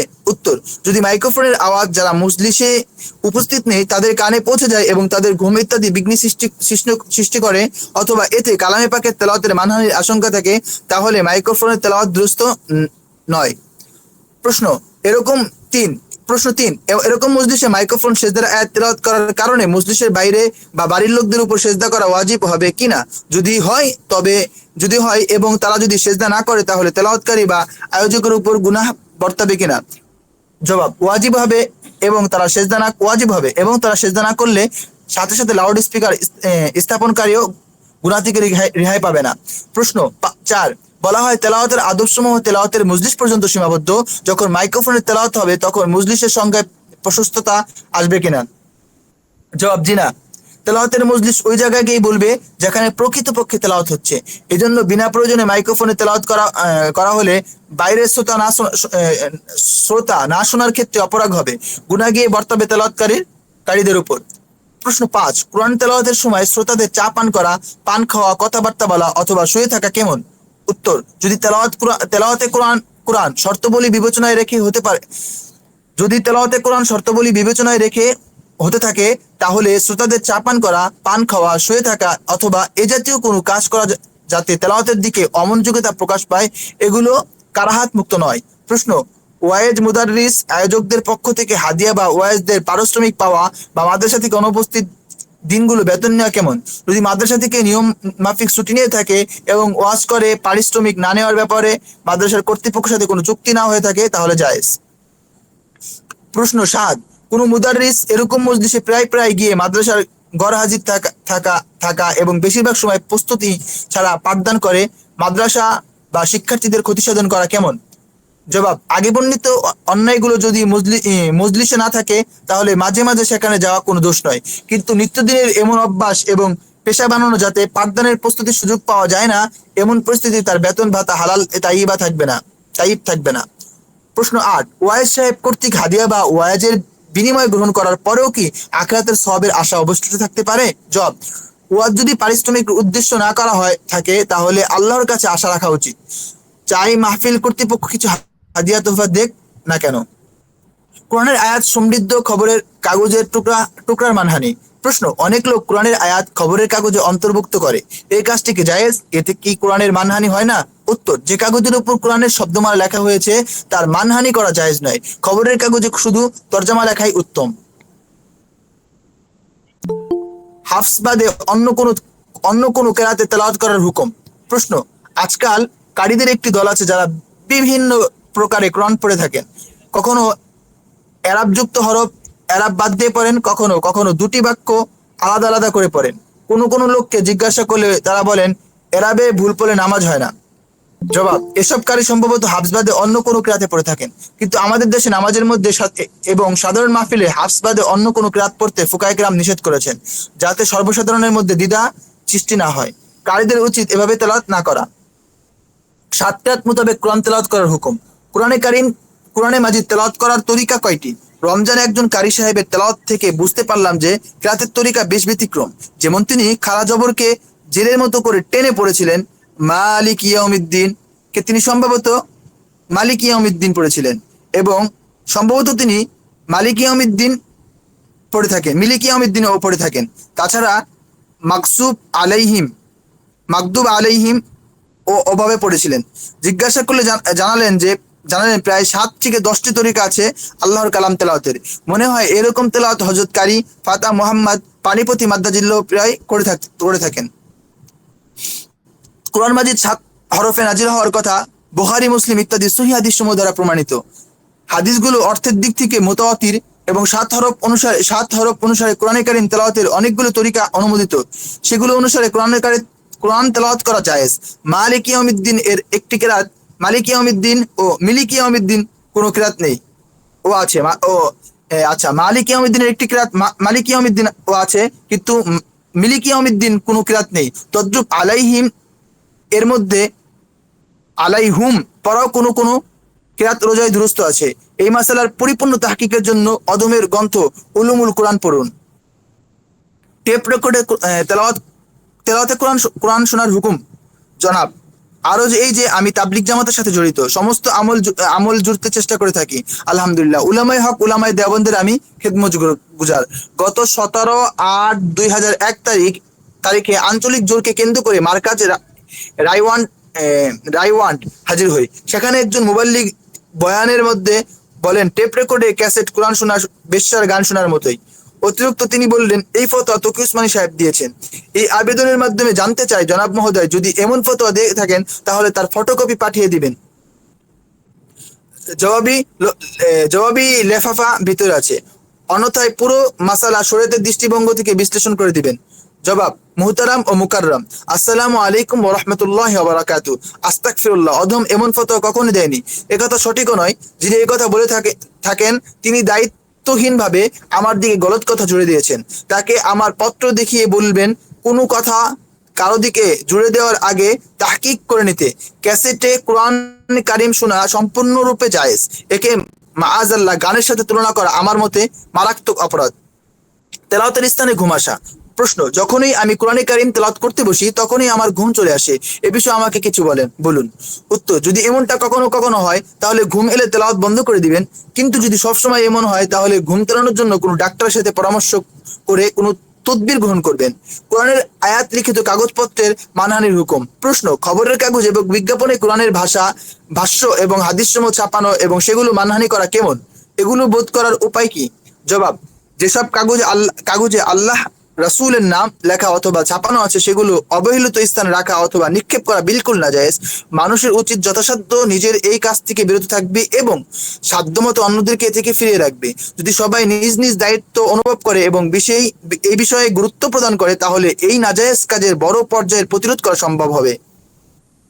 কোরআনে কারিমের পুরানো পাতার হুকুম। প্রশ্ন, কোরআন পাকের এমন নুসখা যেটা পুরানো হয়ে গেছে এবং তেলাওয়াতের কাজে ব্যবহৃত হয় না, তদ্রুপ পুরানো ছেপারা এবং তার বিক্ষিপ্ত পাতা। ইসলামী বই পুস্তক ও পত্র পত্রিকা যেগুলোর মধ্যে কোরআনের পাকের আয়াত রাসূলুল্লাহ সাল্লাল্লাহু আলাইহি ওয়াসাল্লামের হাদিস আছে সেগুলোতে যাতে মানহানি না হয় এবং সেগুলোর ছাই যদি নিরাপদ জায়গায় দাফন বা নদীতে ভাসিয়ে দেওয়া হয় তাহলে কি জ্বালিয়ে দেওয়া জায়েজ হবে? আল্লাহর কিতাবের পর সর্বাধিক বিশুদ্ধ গ্রন্থ সহিহ বুখারী 2য় খণ্ডের 764 পৃষ্ঠায় ফাজাইলে কোরআনে পরিচিত হাদিস আছে যে উসমান কোরআন জ্বালিয়ে দেওয়ার হুকুম দিয়েছিলেন। উসমান রাদিয়াল্লাহু তাআলা আনহু কোরআন জ্বালিয়ে দেওয়ার হুকুম দিয়েছিলেন। শরীয়ী হুকুম কোরআন, হাদিস এবং হানাফি ফিকহের আলোকে সমাধান চাই। জবাব, হানাফি ফুকাহে কেরাম কোরআনে কারীম পুরানো ছেঁড়া পাতা জ্বালানোর বদলে কোনো নিরাপদ স্থানে দাফন করে দেওয়াকেই প্রাধান্য দিয়েছেন। অথবা যদি সেগুলোর লেখা ধুয়ে ফেলা সম্ভব হয় তাহলে হরফগুলো ধুয়ে কোনো কুয়ো বা কোনো ট্যাঙ্কি ইত্যাদির মধ্যে মিশিয়ে দিতে হবে। দাফন করাও উত্তম পন্থা আছে। এই পাতাগুলো কোনো কাপড়ের মধ্যে পেঁচিয়ে দাফন করবে। এই দুটি কাজ সম্ভব না হলে পাতাগুলো কোনো নদী বা সাগর বা কুয়োর মধ্যে ছেড়ে দিবে। কোন আলেম হযরত উসমান রাদিয়াল্লাহু তাআলার আমল দলিল হিসেবে পেশ করে কোরআনে কারীম পুরানো ছেঁড়া পাতাসমূহ জ্বালিয়ে দেওয়ার অনুমতিও দিয়েছেন, কিন্তু অন্য আলেমগণ ব্যাখ্যা করেছেন যে তিনি যেসব কপি জ্বালিয়ে দিয়েছিলেন সেগুলো সলিড কোরআন ছিল না, বরং সেগুলোতে তাফসীরও যুক্ত ছিল। যদি সেগুলো খালেস কোরআন হতো তাহলে সেগুলো জ্বালাতেন না। মোল্লা আলী কারি রহমতুল্লাহি আলাইহি যেমন লিখেছেন, আচ্ছা, সার কথা হচ্ছে সাবধানতার দাবি হচ্ছে এমন পাতাগুলো না জ্বালিয়ে দাফন করে দেওয়া, কিন্তু যেহেতু কোনো আলেম জ্বালানোর অনুমতিও দিয়েছেন এবং তার দলিলও আছে, এজন্য কেউ জ্বালিয়ে দিলে তাকে হারাম বলাও মুশকিল। তেলাওয়াত শ্রবণকালে কারি সাহেবের খোশ এলহানের দিকে নজর দেওয়া এবং এক শ্বাসে কয়েক আয়াত পড়াকে মর্যাদার বিষয় মনে করা। প্রশ্ন, আজকাল করাচিতে কেরাতের বিভিন্ন মাহফিল হচ্ছে, সেগুলোতে বিদেশি কারি সাহেবরাও এসে থাকেন, তারা কালামে পাক শুনিয়ে থাকেন এবং এর উপর জায়েদের বিচারের বক্তব্য এমন, এই যে আজকাল যেসব কেরাত মাহফিল করাচিতে হচ্ছে এগুলোর আকৃতি প্রকৃতি একেবারে কবিতার আসরের মতো। যেমন একজন কবি নিজের কবিতা শুনে কর্তৃত্ব জাহির করে, তারপর আসে আরেকজন, এভাবে এই প্রক্রিয়া চলতে থাকে। যে কবির কবিতার উপর বাহবা বেশি পড়ে সে খুশিতে আটকানা হয়, আর যার কবিতার উপর ওয়াহ ওয়াহ দবলি পড়ে না সে মুখে গুমরা করে ফিরে যায় এবং মনক্ষুণ্ণ হয়। কোরআনের পাক আল্লাহর কালাম, নাউজুবিল্লাহ, একে কি এই পর্যায়ে আনা ঠিক? লোকজন যার যার কর্তৃত্ব জাহির করবে এবং মাইকের সামনে এসে গলাবাজি করবে। যে কারি সাহেবের আওয়াজ সুন্দর তার উপর মানুষজন মাতলামি করবে, লোকজন মুখ কালো করবে এবং অমনোযোগিতা প্রকাশ করবে। এটা কি কোরআন মানহানি নয়? আগ্রহ থাকলে জুমার দিন মসজিদে মসজিদে কোনো কারি সাহেবকে সুযোগ দেওয়া যাক এবং লোকজন শুনুক, তাহলে তো কোরআন এবং কারি উভয়ের ইজ্জত রক্ষা পায়। এই ধরনের প্রতিযোগিতায় লোকজন মুসলমান হওয়ার কারণে মূলত কোরআনকে কিছু বলে না, কিন্তু এমন প্রতিক্রিয়া দ্বারা কোরআন মাজিদের আজমতে ঘা লাগে, যা একজন অনুভূতিশীল মুসলমানদের জন্য বেদনাদায়ক। এরকম ব্যাখ্যার কারণে মজলিসে অনেক লোক বিগড়ে গেছেন, তারা বলে বেড়াচ্ছেন এই মন্তব্যের কোনো যথার্থতা নেই, এগুলো হচ্ছে মূর্খতা, এভাবে কিরাত মাহফিলের বিরোধিতা করা হচ্ছে ইত্যাদি। শরীর হুকুম কি? জবাব, কোরআনে কারীম তেলাওয়াত করা এবং তা শ্রবণ করা সওয়াবের কাজ, তবে এক্ষেত্রে শুধু কারি সাহেবদের খোশ এলানের প্রতি নজর রাখা দুরূহ নয়, আবার এক শ্বাসে কয়েক আয়াত পড়ার বিষয়টি শ্রেষ্ঠত্বের মাপকাঠি সাব্যস্ত করাও দুরূহ নয়। আসল দৃষ্টি থাকতে হবে কোরআনের বক্তব্যের দিকে। যারা বুঝে না তারা কোরআনে কারীমের বিশুদ্ধ উচ্চারণ কিভাবে হয় সে লক্ষ্য রাখবে। আচ্ছা, নিঃসন্দেহে বাহবা এবং প্রশংসা প্রাপ্তির জন্য তেলাওয়াত করা শক্তভাবে নিষিদ্ধ। এতে নিয়ত তেলাওয়াতকারী এবং বাহবাদানকারীদের ব্যাপারে রাসূল আকরাম সাল্লাল্লাহু আলাইহি ওয়াসাল্লাম বলেছেন, এদের অন্তরে ফিতনাই পড়ে থাকবে। কোরআন শরীফ কানের খোরাক বানানোই বেয়াদবি। নিয়তের অবস্থা আল্লাহ খুবই ভালো জানেন, সবাই নিজ নিজ নিয়তের খোঁজ নেবে। কোরআনে কারীম বিনা অজুতে স্পর্শ করার হুকুম। প্রশ্ন, কোন আদালতে বিবাদী দল এবং তাদের সাথে আসা লোকজন অফিসারের সামনাসামনি কোরআন শরীফের উপর হাত রেখে বক্তব্য প্রদান করে, এই কাজটি আমাদের দ্বীন ইসলাম কি জায়েজ কি না জায়েজ? তখন তো তাদের অজু থাকে না, কোরআন শরীফ হাতে নিয়ে বক্তব্য দেওয়া এবং বিনা অজুতে কোরআন শরীফের উপর হাত লাগানো কি জায়েজ?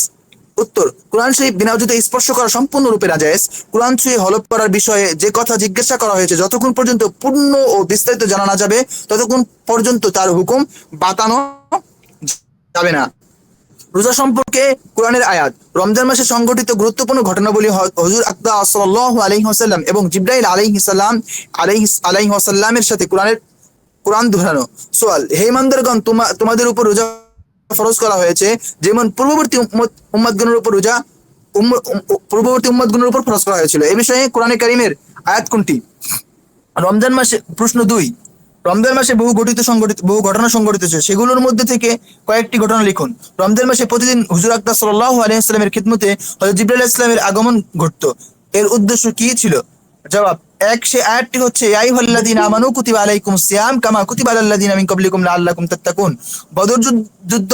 2 নম্বর উত্তর, বদর যুদ্ধ, ফাতেহ মক্কা, কোরআনের নাজিলের সূচনা, এসব গুরুত্বপূর্ণ ঘটনা রমজানে ঘটেছে। আরো অনেক ঘটনা আছে, সেগুলোর জন্য ইতিহাসের বই পুস্তক দেখুন। 3, হযরত আকদাসের সাথে কোরআনে কারীমের দাওর করতেন। হযরত আকদাসের সাথে হযরত জিবরাইল আলাইহিস সালাম কোরআনে কারীমের দাওর করতেন। কোরআন না পড়া লোকের জন্য কোরআনের শব্দমালার উপর দিয়ে আঙ্গুল ফেরানোর হুকুম। আমাদের প্রদেশ পাঞ্জাবের ভাওয়ালপুর এলাকায় এক মৌলভী সাহেব ওয়াজের মধ্যে বললেন, যাদের সুযোগ নেই, যেমন কিষান, মজুর, গেও মানুষ, ব্যবসায়ী, সওদাগর বা শ্রমজীবী মানুষ, এরা সকালবেলা কোরআন মাজিদ খুলে এক দুই পারা শুরু থেকে শেষ পর্যন্ত প্রতি লাইনে লাইনে আঙ্গুল ফিরাবে এবং এভাবে কোরআন মাজিদ খতম করবে। আলেম কারি সাহেবের যে সওয়াব হয়, এর সওয়াব তার দ্বিগুণ হবে। হাদিস শরীফের সকল কিতাবে এই হাদিস আছে। হাদিসের যে কিতাবই দেখবে তার মধ্যেই হাদিস থাকবে। এমন গজব নেমে এসেছে যে বিষয়টি আমাদের এলাকায় ব্যাপক আকার ধারণ করেছে। অধিকাংশ নারী পুরুষ কোরআন মাজিদ পড়া ছেড়ে দিয়েছে।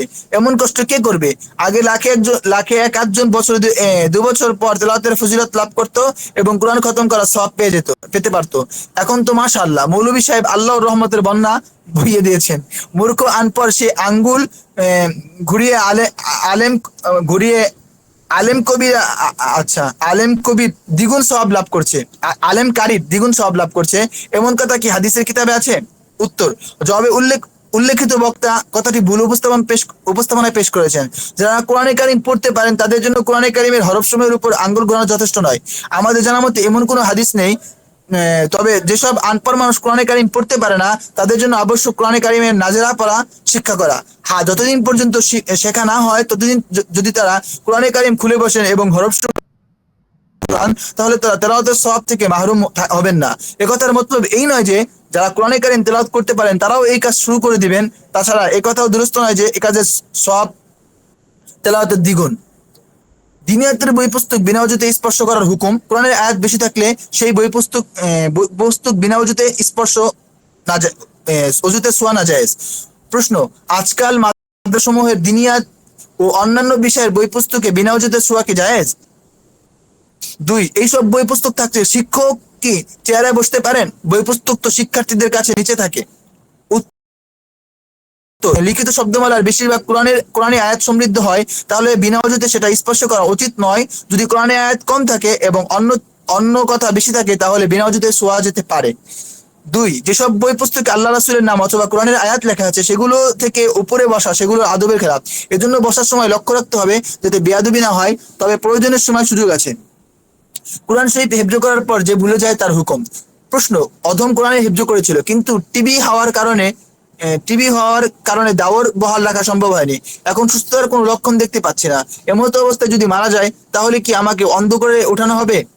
এ প্রসঙ্গে যে হাদিস আছে তাতে বলা হয়েছে, মামিন ইমরিন ইয়াকরাউল কুরআন সুম্মা ইয়ানসাহু ইল্লা লাকিয়াল্লাহু ইয়াওমাল কিয়ামাতি আজজামা। অর্থাৎ যে কোনো ব্যক্তি কোরআন পড়ে ভুলে যাবে, সে কিয়ামতের দিন কর্তৃত্ব অবস্থায় আল্লাহর সামনে হাজির হবে। মুল্লা আলী কারি রহিমাহুল্লাহ এই হাদিসের ব্যাখ্যা করতে গিয়ে লিখেছেন, এই ব্যাখ্যা থেকে বোঝা যায় যে ইমাম আবু হানিফা রাহমাতুল্লাহর মতে এই ধমকি তার জন্য প্রযোজ্য যে তার উদাসীনতার কারণে দেখে দেখে পড়ার যোগ্যতা পর্যন্ত হারিয়ে ফেলে। এজন্য আপনি প্রতিজ্ঞা রাখুন সুস্থ হওয়ার পর পুরোপুরিভাবে ইয়াদ করে ফেলবেন এবং দাওর চালু রাখার বেলায় যে ত্রুটি হয়েছে তার জন্য আল্লাহর কাছে তওবা করতে থাকুন। আশা করি আল্লাহ তাআলা এই ধমকি থেকে বাঁচিয়ে দিবেন। প্রসাদ দিয়ে সূরা ফাতিহা লেখা মারাত্মক হারাম। প্রশ্ন: মোহতারাম মুফতি মোহাম্মদ তকি উসমানী সাহেব, আসসালামু আলাইকুম ওয়া রাহমাতুল্লাহি ওয়া বারাকাতুহু। কিছু লোক যেখানে সেখানে একটি বিজ্ঞাপন প্রচার করে থাকে যার মধ্যে কথা উল্লেখ আছে যে আপনি চিকিৎসার উদ্দেশ্যে প্রস্রাব দ্বারা সূরা ফাতিহা লেখা জায়েজ হওয়ার অনুমতি দিয়েছেন। আপনি কাজটিকে জায়েজ মনে করে থাকেন? মেহেরবানি করে স্পষ্ট করুন, আপনি কি এমন কোনো ফতোয়া দিয়েছেন? ইব্রাহিম। জবাব: আমি এমন কোনো ফতোয়া দেইনি। প্রস্তাব বা যে কোনো নাপাক বস্তু দিয়ে কোরআন কারীমের কোনো আয়াত লেখা সম্পূর্ণরূপে হারাম। মাআযাল্লাহ, আমি এমন কাজ জায়েজ হওয়ার কথা কল্পনাও করতে পারি না। যেসব লোক আমার দিকে এই ফতোয়া জড়িয়ে দিয়েছেন আমি তাদের প্রতিবাদ করেছি। সেটা দৈনিক ইসলাম এর 12ই আগস্ট 2004 এর সংখ্যায় প্রকাশিত হয়েছে। আমার যে বইয়ের উদ্ধৃত দিয়ে আমার দিকে একথা সম্পৃক্ত করা হচ্ছে তার হাকিকত ও আমি সেই প্রতিবাদ স্পষ্ট করে দিয়েছি। এরপরও যারা ওই ফতোয়া আমার দিকে সম্পৃক্ত করে চলছে তাদের উচিত আল্লাহ এবং কারো উপর অপবাদ আরোপকে ভয় করা। ওস্তাদ থাকবে? জি ঠিক আছে, শুক্রিয়া। জি এতটুকুই থাকুক। কিতাবুত তাফসির ওয়া মা ইয়াতাআল্লাকু বিল কুরআন এখান থেকে ইনশাআল্লাহ আগামী সবকে হবে। আমরা আগামী সবকে ইনশাআল্লাহ আজকে 14 নাম্বার দরস হয়েছে, আর একটা দরস হয়তো হবে, আর পরবর্তী দরসে পরীক্ষা হবে আর কি। নোটিশ চলে আসবে ইনশাল্লাহ কয়েকদিনের মধ্যেই। কালকে বৃহস্পতিবারের মধ্যে ইনশাল্লাহ নোটিশ চলে আসবে। আচ্ছা, ওস্তাদ জি, আমরা কি পরীক্ষার একটা নমুনা জানতে পারি, জি মানে বলুন। কোন কোন কিতাব থেকে বা কি কি ধরনের মানে প্রশ্ন, এটা মানে আমরা কি পরীক্ষার নমুনা জানতে পারি, মানে কোন কোন কিতাব থেকে পরীক্ষা হবে বা মানে এই প্রশ্নের ধরন কেমন কি? যেই কিতাবগুলো পড়ানো হয়েছে এগুলো থেকেই পরীক্ষায় হবে। শুধু মৌখিক, এটা মুয়ায়না পরীক্ষা। বিগত বছরগুলোতে আমরা এই পরীক্ষা নেইনি, কিন্তু এই বছর উস্তাদের সাথে পরামর্শ করে এবং সার্বিক কল্যাণ বিবেচনায় এই পরীক্ষা নেওয়াটা মুনাসেব মনে হচ্ছে। এবং বিশেষ করে যারা বাদ পড়ে যাওয়ার তারা এই পরীক্ষাতে অনেকে বাদ পড়ে যাবে আর কি। তো এটা এটা তো ইম্পর্টেন্ট কিছু না, মানে এটা আসলে এমনকি আমাদের প্রথম সেমিস্টার এবং দ্বিতীয় সেমিস্টার পরীক্ষার যে ফলাফল সেটাও হচ্ছে আপনার আমাদের ওয়েবসাইটে থাকে, এবং বার্ষিক পরীক্ষাও প্রথম সেমিস্টার এবং দ্বিতীয় সেমিস্টার ফলাফলটা উল্লেখ থাকে। কিন্তু এই পরীক্ষার কোনো ফলাফল কোথাও উল্লেখ থাকবে না। এটা অতটা ইম্পর্টেন্ট না, কিন্তু তারপরেও পরীক্ষা নেওয়া হবে এবং গ্রুপে এটার ফলাফল পাবলিশ করা হবে। আপনাদেরকে আমি একটা জিনিস দেখাই। এটা আমরা কাজটা করেছি, বেশ কিছু সময় লেগেছে। আপনারা ওয়েবসাইটে ঢুকলে সেখান থেকে দেখতে পারবেন। ও নেট তো স্লো অনেক। ও আচ্ছা, দেখানো যাবে না। নেট অনেক স্লো, একদম খুব বেশি স্লো আরকি।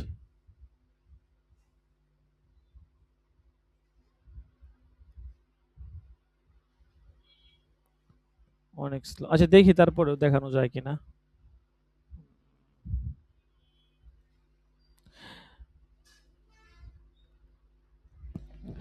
কাজটা অনেক আগ থেকে আমাদের করার প্ল্যান ছিল। কিন্তু সবকিছু সময়ের সীমাবদ্ধতা, অর্থনৈতিক সীমাবদ্ধতা সব দিক বিবেচনা করে কাজটা করা সম্ভব হয়নি। তো এখন আমরা কাজটা করেছি। এতে করে আমাদের আ আ প্রতিষ্ঠানে আরো এক ধাপ এগিয়ে গিয়েছে আলহামদুলিল্লাহ। এটা করার দ্বারা আপনি আপনার ফলাফল, রেজাল্ট শিট সহজেই বের করতে পারবেন। আমাদের এখানে উপরের দিকে দেখেন, আশা করি আপনারা স্ক্রিন দেখতেছেন। উপরের দিকে অনেকগুলো অপশন আছে। বিভাগসমূহ, অন্যান্য বৈশিষ্ট্যাবলী, ভর্তির ফরম, পরীক্ষা সংক্রান্ত। এটার পরে দেখেন আরেকটা মেনু আছে। মেইন মেনুর টপ মেনুর পরে আরেকটা মেইন মেনু যেটা আরকি। মূল পাতা, পরিচিতি, শিক্ষা বিভাগ, ফলাফল, ভিডিও সমূহ, যোগাযোগ। এখান থেকে দেখেন এখানে ফলাফলে যাওয়ার পরে ২ টা বাটন আছে। একটা হচ্ছে জামাত ওয়ারি ফলাফল, আরেকটা হচ্ছে ব্যক্তিগত ফলাফল। একটা হচ্ছে জামাত ওয়ারি ফলাফল, আরেকটা ব্যক্তিগত ফলাফল। যদি জামাত ওয়ারি ফলাফলে ক্লিক করেন দেখি কি আসে।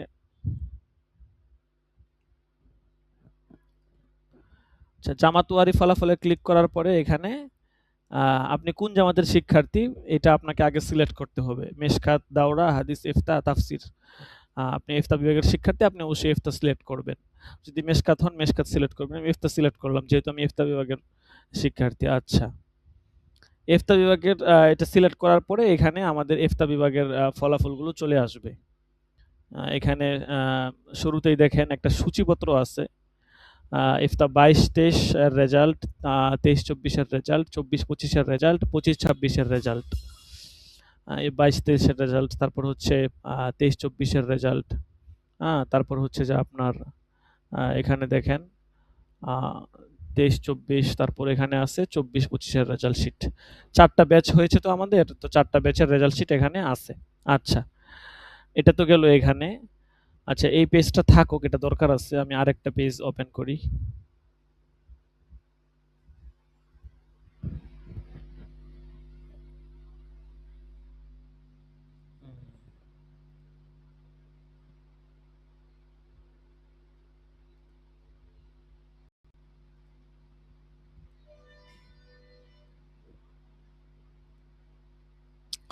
তো জামাত ওয়ারি ফলাফলে ক্লিক করলে জামাত ওয়ারি সকল ফলাফলগুলো আপনারা দেখতে পারবেন। ঠিক আছে? এরপরে দেখেন স্ক্রিনটা শেয়ার হোক। নেটটা অনেক স্লো কাজ করতেছে আজকে, এইজন্য আপনার এই সমস্যাটা হচ্ছে। আল্লাহু আকবার। দেখেন আমি আরেকটা পেজে আসলাম। ফলাফল থেকে আগে আমরা জামাত ওয়ারি ফলাফলে গেছিলাম। এখন আসি ব্যক্তিগত ফলাফল। এই অপশনটা দীর্ঘদিন পর্যন্ত অকেজো ছিল, অনেক সীমাবদ্ধতা ছিল, যার কারণে এটা আসলে করা হয়নি। তো এখন কাজটা বেশ সময় দিয়ে এবং বেশ কিছু আ বিষয়ের মাধ্যমে কাজটা সমাধান করা হয়েছে দেখেন। এখানে আসার পরে আপনারা একটা পেজ দেখবেন, নতুন পেজ, শিক্ষার্থী ফলাফল অনুসন্ধান। এখানে আসলে তারপর হচ্ছে যে এখানে দেখেন একটা নতুন একটা অপশন দেখবেন। শিক্ষার্থী ফলাফল অনুসন্ধান। রুল নং, দাখিলা নং। রুল বা দাখিলা একই কথা।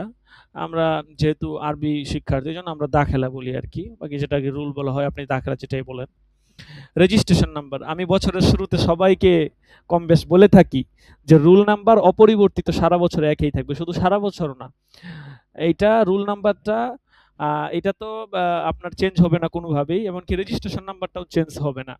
এবং এই ২ টা আপনাকে মনে রাখতে হবে। এই ২ টার মাধ্যমেই মূলত আপনার প্রাতিষ্ঠানিক ডাটা তৈরি হয়। আপনার রুল নাম্বার এবং রেজিস্ট্রেশন নাম্বার দ্বারা। মাঝখান থেকে যদি কোনো শিক্ষার্থী চলেও যায় কিন্তু আপনাকে যেটা দেওয়া হইছে ওইটাই থাকবে। মাঝখানে আমাদের এই বছর একটু সমস্যা হয়েছিল। আমরা রেজিস্ট্রেশন নাম্বারগুলো কিছুটা চেঞ্জ করেছিলাম। এটা এইজন্য করেছি কারণ একাধিক শিক্ষার্থী অন্য শিক্ষার্থীদেরকে একটা রেজিস্ট্রেশন নাম্বার দিয়ে দিলে তখন আপনাদেরটা একটু এলোমেলো হয়ে যাচ্ছিল আরকি।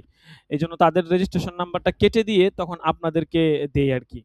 যাই হোক, তো এখানে দেখেন রুল নাম্বার, দাখিলা নাম্বার, রেজিস্ট্রেশন নাম্বার, বিভাগ, তারপর হচ্ছে শিক্ষাবর্ষ। ৪ টা জিনিস এখানে আপনি যদি দেন, তো আপনারা যেহেতু এখনো ফাইনাল পরীক্ষা দেননি, আপনাদেরটা এখনো আসেনি, পরে আসবে আরকি। তো যারা বিগত বছর পড়ে গেছে, আমি যদি কথার কথা আ হচ্ছে যার ১ নাম্বার রুল ধরেন কথার কথা ১ নাম্বার রুল এবং হচ্ছে রেজিস্ট্রেশন নাম্বার ধরেন ১। আর ইফতা বিভাগ ধরেন বিভাগ হচ্ছে ইফতা বিভাগ। আর আ আপনার এখান থেকে ২০২২-২৩ শিক্ষাবর্ষ যেহেতু রেজিস্ট্রেশন নাম্বার ১ দেওয়ার পরে আমি সার্চ দেই দেখি কি আসে।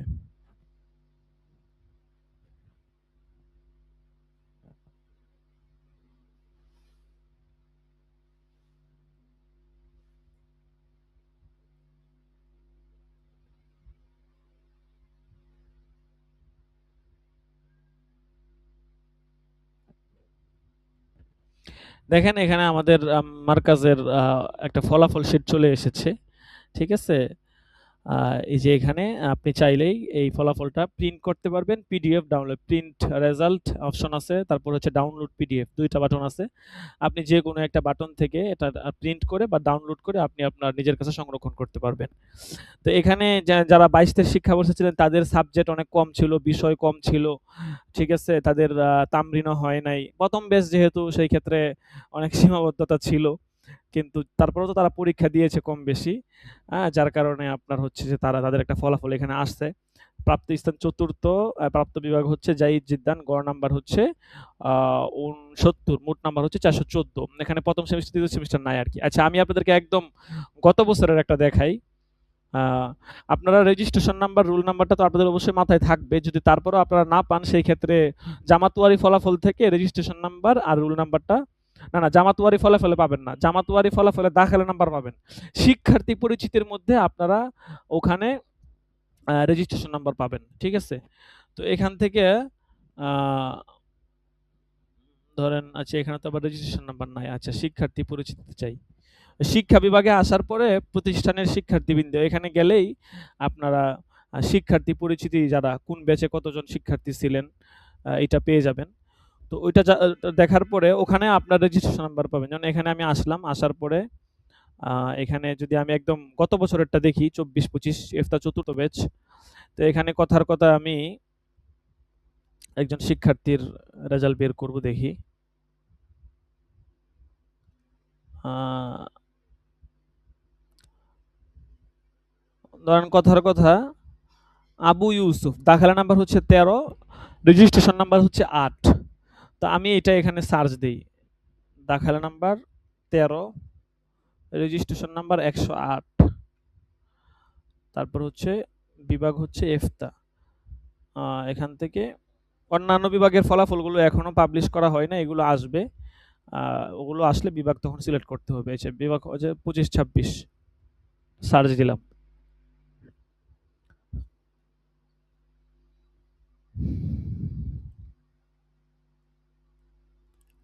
ওয়েবসাইটটাকে আপনাদের জন্য অনেক মুফিদ করে তৈরি করা হচ্ছে। কিন্তু শিক্ষার্থীরা ওয়েবসাইট ভিজিট করে না। ভর্তির সময় একবার দেখলে দেখে আর অনেকে তো ওয়েবসাইট দেখেই না। কিন্তু ওয়েবসাইটটা আপনাদের জন্য অনেক উপকারী। আপনারা আমার কাছে উস্তাদ জি, যত বিষয় জানতে চান ওয়েবসাইটে এগুলো অলরেডি পাবলিশ করা আছে। ঠিক আছে? জি বলুন। আচ্ছা দেখেন শেষ বলছি করি। ওয়েবসাইটের লিংকটা এখানে যদি দেখেন ফেসবুক এই গ্রুপে দিয়ে দিতেন তাহলে ভালো সার্চ হতো। দিলাম। রেজিস্ট্রেশন নাম্বার হচ্ছে 108 নাকালা নাম্বার। হ্যাঁ, হ্যাঁ দিয়ে দিব ইনশাআল্লাহ। আচ্ছা। ইফতা বিভাগ 25-26 শিক্ষাবর্ষ। দেখেন এখানে এই যে আপডেট কিতাব পরিচিতি এবং আপনাদেরকে যেই সাবজেক্ট পড়ানো হচ্ছে এই সাবজেক্টে আপডেট আছে। তামরিনুল ফতুয়া 95 পেয়েছে। তারপর হচ্ছে প্রথম সাময়িকের গড়। এই যে এখানে যেটা দেখাতে চাচ্ছিলাম, প্রথম সাময়িক পরীক্ষার গড় কিন্তু এখানে যুক্ত হয়েছে। দ্বিতীয় সাময়িক পরীক্ষার গড়ও আছে। মোট নাম্বার এত গড় সহ কিন্তু মোট নাম্বার যোগ করা হয়েছে। গড় নাম্বার আপনার এই ৭ এর সাথে আরো ২ টা যোগ করে ৯ যোগ করে ভাগ করা হয়েছে। ৭৩.৫৭ হয়েছে। প্রাপ্ত বিভাগ জাহিদ জিদ্দান। প্রাপ্ত স্থান হচ্ছে ৪র্থ। আচ্ছা। এখানে আ আ আপনাদেরটা আমরা ইনশাআল্লাহ আরো আপডেট করব। উনারা যেহেতু চলে গিয়েছে, তারপরে উনারাও তো আমাদের প্রতিষ্ঠানের শিক্ষার্থী ছিলেন। ঠিক আছে? অবশ্যই উনাদের অনেক অবদান আছে। আপনারা অনেকেই উনাদের মাধ্যমে আসছেন। কিন্তু উনারা যেহেতু অলরেডি চলে গেছে, এজন্য তাদেরটা ওরকম আপডেট করি নাই কম বেশি। আপনাদেরটা আমরা আরো আপডেট করব। আপনাদেরটা এখানে আপনার পিতার নাম, আপনার ঠিকানা এবং আরো যে সমস্ত প্রয়োজনীয় বিষয় আছে এগুলো ইনশাআল্লাহ আপনাদেরটা এড করে দিব। আচ্ছা যাই হোক, তো এইটা হওয়ার কারণে দেখা গেছে আপনি যেকোনো জায়গা থেকে আপনার রেজাল্টটা সার্চ করতে পারবেন এবং আপনি চাইলে পিডিএফ ডাউনলোড করতে পারবেন। এটা অনেক জায়গায় দেখা গেছে রেজাল্ট শিটের প্রয়োজন পড়ে।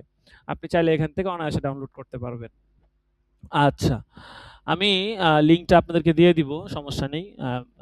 তো যেটা বলতে চাচ্ছিলাম, এখন যে পরীক্ষাটা হবে এই পরীক্ষাটা হচ্ছে যে আপনার আ শুধু মৌখিক পরীক্ষা হবে আরকি। পরীক্ষার তারিখটা এবং কখন শুরু হবে, কখন শেষ হবে ইত্যাদি বিষয়গুলো জানিয়ে দেওয়া হবে। আর এতটুকুই। আর পরীক্ষা কোন কিতাব কতটুকু হয়েছে আপনারা তো মোটামুটি জানেন। পরবর্তীতে আপডেট দেওয়া হবে পরবর্তী পরীক্ষাগুলোতে। তো এখন এতটুকুই, শুধু আপনার কোন দিন পরীক্ষা হবে এবং এই পরীক্ষার জন্য কোনো নির্দিষ্ট ফিও নাই। এটা এমনিতেই আরকি। তো মৌখিক পরীক্ষা হবে যেটাকে মুআয়না বলা হয় আরকি, পর্যবেক্ষণ করা। আপনি কেমন পড়াশোনা করতেছেন, আপনার সাথে আপনার কিতাবাদের সাথে কতটুকু মুনাসাবাত আছে। মুআয়না বলা হয় আরবিতে এটাকে। এই মুআয়না পরীক্ষা আপনাদের হবে। এটার জন্য তো ঘাবড়ানোর কোনো কিছু নেই। এটা স্বাভাবিক। এমনকি এই আ ঘাবড়ানোর ব্যাপার থাকতো যদি ১ম সেমিস্টার, ২য় সেমিস্টার পরীক্ষা হইতো। কারণ ১ম সেমিস্টার পরীক্ষার ফলাফল বার্ষিক পরীক্ষায় যুক্ত হয়। ২য় সেমিস্টার পরীক্ষার ফলাফলটাও বার্ষিক পরীক্ষাতে এড হয়। এবং ওই ফলাফলটার উপর ভিত্তি করে অনেক সময় দেখা গেছে আপনি বার্ষিক পরীক্ষায় ভালো ফলাফল করছেন। কিন্তু ১ম, ২য় সেমিস্টার পরীক্ষা খারাপ করছেন। তাহলে ১ম, ২য় সেমিস্টার যে গ্যাপটা, এই গ্যাপটার কারণে আপনার বার্ষিক পরীক্ষায় ভালো ফলাফল করার পরেও আপনার নাম্বার পিছনে চলে আসে। এইজন্য ১ম সেমিস্টার, ২য় সেমিস্টার হলে একটু ঘাবড়ানোর বিষয় ছিল। কিন্তু যেহেতু এরকম না, কাজেই এটার জন্য তো ঘাবড়ানোর দরকার। এমনকি আমাদের ওয়েবসাইটেও এটা পাবলিশ করা হবে। এটা সর্বোচ্চ আমাদের আ মাদ্রাসার যেই Facebook গ্রুপ আছে বা আইডি আছে, ওই আইডিতে এবং আপনাদের গ্রুপে দেওয়া হবে, এতটুকুই। তবে অবশ্যই পরীক্ষার জন্য প্রস্তুতি নেবেন, যেহেতু একটা পরীক্ষা। আচ্ছা ঠিক আছে। আমি আপনাদেরকে লিঙ্কটা দিয়ে দিব। আপনাদের তো আপনারা ওয়েবসাইট ভিজিট করতে পারেন। বাকি এখন তো আপনাদের আর কোনো কিছু নাই। আপনাদের পরিচিতি, আপনাদের সম্পর্কে ওয়েবসাইটে কোনো কিছুই নাই। এটা আসবে ইনশাআল্লাহ বছর শেষ হওয়ার পর। ফাইনালি যদি আল্লাহ তাআলা আপনাদেরকে কবুল করেন, তখন আপনাদের পরিচিতি আসবে। এবং আমরা সামনে আরেকটা কাজ করতে চাচ্ছি। সেটা হচ্ছে যে আ একজন শিক্ষার্থী, আমি আপনাদেরকে বলেছিলাম ওইটাও করব। আমরা একটা আপডেট আনতে চাচ্ছি। এটা হয়তো একটু সময় লাগবে। মানে একজন শিক্ষার্থীর একটা আ আপনার যেটাকে বলা হয় আপনার পুরো বছরের অ্যাক্টিভিটির উপরে, পুরো বছরের সমস্ত কার্যক্রমের উপরে একটা ডাটা তৈরি হবে এবং ওটা অটো তৈরি হবে। মানে এটা আমরা তৈরি করব না। আমরা শুধু আমাদের অ্যাপস এর মধ্যে আপনার তথ্যগুলো মানে দিব। যে আপনার নাম, আপনার পিতার নাম এবং আপনার ভর্তি কত তারিখে হয়েছেন, এবং আপনার ফলাফল কি ছিল, আপনি কোন দিক থেকে কতটুকু অ্যাক্টিভ ছিলেন, কয়টা তামরিন করেছেন, পরীক্ষার ফলাফলগুলো কেমন ছিল, অর্থনৈতিক বিষয়গুলো। মোট কথা আপনার সম্পর্কে পুরো এক বছরে আপনার যে কার্যক্রম ছিল ওইটা আমরা এবং আপনার মুআমালাত, মুআশারাত সব দিক, মুআশারাত থাকবে, মুআমালাত থাকবে। সেটা আমরা আমাদের ওয়েবসাইটে আপলোড করব। এবং আপলোড করার পরে এবং দেখা গেছে আ এ আপনার এমন একটা সিস্টেম করব যে সিস্টেম আপনাকে ফলাফল দিবে। মানে আমরা কিছু কমেন্ট করব না। আমরা শুধু আপনার তথ্য দিব।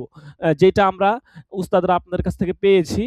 যেমন অনেক শিক্ষার্থী অনেক হচ্ছে যে আপনার কি বলে আন্তরিক, যেটা কল্পনাতীত আন্তরিক, মাশাআল্লাহ। ঠিক আছে? এরকম ২০২২ সালের শিক্ষার্থী থেকে শুরু করে আজকে ২০২৪-২৫ আপনাদের ব্যাচে আলহামদুলিল্লাহ সবাই অনেক আন্তরিক। তো এই সমস্ত যত বিষয়গুলো আছে, মোট কথা আপনাদের সামারাইজ আমরা আমাদের ওই ডাটাবেসে রাখবো। এবং ওয়েবসাইটেই বা সেই যে ওয়েবসাইট বা যেই অ্যাপসটার মধ্যে রাখবো, সেটা সামারাইজ করে আপনাকে একটা ফলাফল দিবে যে আপনার আপনাকে একটা মার্ক দিবে যে আপনি এভাবে এত অবস্থানে আছেন আর কি। এটাও ইনশাল্লাহ আমরা করব। যেটা হয়তো একটু সময় লাগবে, বাট এটাও ইনশাল্লাহ চলে আসবে। আচ্ছা, ঠিক আছে। আর আপনাদের তথ্যগুলো, আপনাদের বিস্তারিত এগুলো বার্ষিক পরীক্ষার পরে আসবে। বাকি ফলাফলগুলো হয়তো প্রথম সেমিস্টার, দ্বিতীয় সেমিস্টার পরে, এবং প্রশ্নগুলো চলে আসবে। বাকি আপনাদের বাকি তথ্যগুলো, একদম ফাইনাল তথ্যগুলো বার্ষিক পরীক্ষার পরে আসবে। আচ্ছা, ঠিক আছে। তখন ইনশাল্লাহ আপনারা সবকিছু দেখতে পারবেন। তো আমি আপনাদেরকে লিঙ্ক দিয়ে দিব, ওখান থেকে ইনশাল্লাহ দেখে নিন। আচ্ছা, দেখেন, হাজিরা টাকা হবে, আমরা হাজিরা দিয়ে দিব। সাবেত আহমদ, দাখিলা নাম্বার 3। لبيك হাজিরা দিতে হবে, হাজিরা না দিলে, হ্যাঁ ঠিক আছে, لبيك হাজিরা না দিলে গাইন পড়ে যাবে। মুশফিকুর রহমান, 6 নাম্বার দাখিলা। لبيك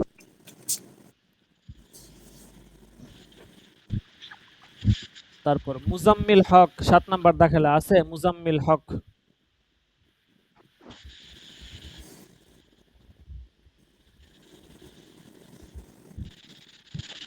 জালালউদ্দিন রুমি, 8 নাম্বার দাখিলা। لبيك 9 নাম্বার দাখিলা রাকিবুল ইসলাম। لبيك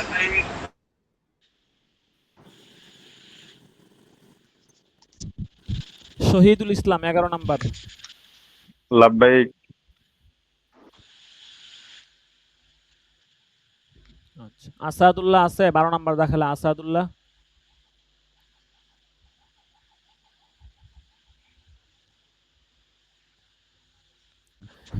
মুমিনুল ইসলাম আছে, 14 নাম্বার দাখিলা। لبيك لبيك لبيك রিয়াজুল ইসলাম, 15 নাম্বার দাখিলা।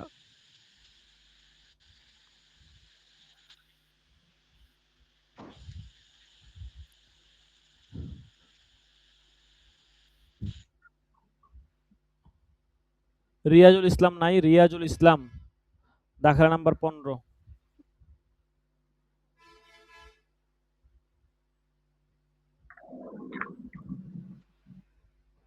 সাইফুল ইসলাম আছে, 16 নাম্বার দাখিলা। আসিফ হাসান, 18 নাম্বার দাখিলা। আসিফ হাসান, 18 নাম্বার দাখিলা। আসিফ হাসান।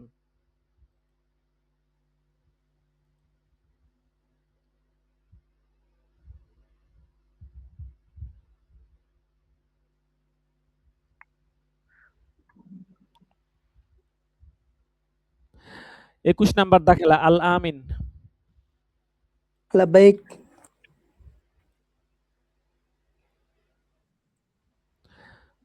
তাসলিম হুসাইন আছে, তাসলিম হুসাইন, 25 নাম্বার দাখিলা।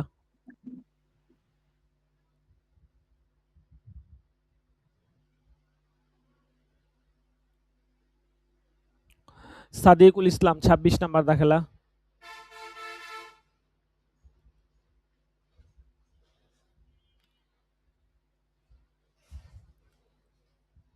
আরিফুল ইসলাম আছে,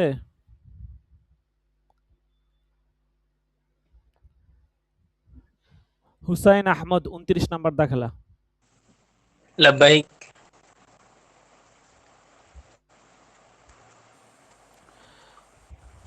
মিজানুর রহমান, 31 নাম্বার দাখিলা।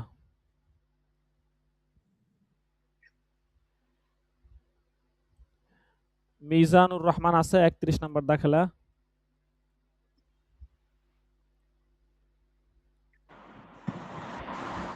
আল আমিন সাজিদ, 32 নাম্বার দাখিলা আছে। لبيك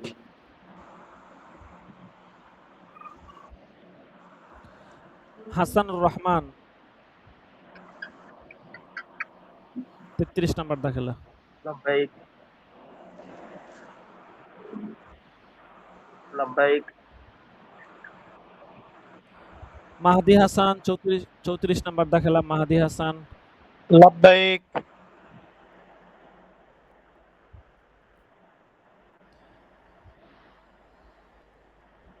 সোয়াইব আহমদ, 35 নাম্বার দাখিলা। সোয়াইব আহমদ।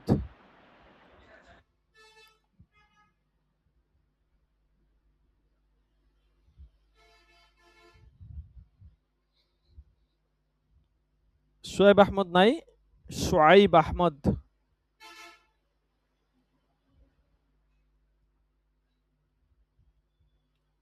আচ্ছা ঠিক আছে, আজকে এ পর্যন্তই। যদি কারো গাইন পড়ে থাকে তাহলে এখনই বলে দেন, হাজিরা দিয়ে দেওয়া হবে ইনশাআল্লাহ।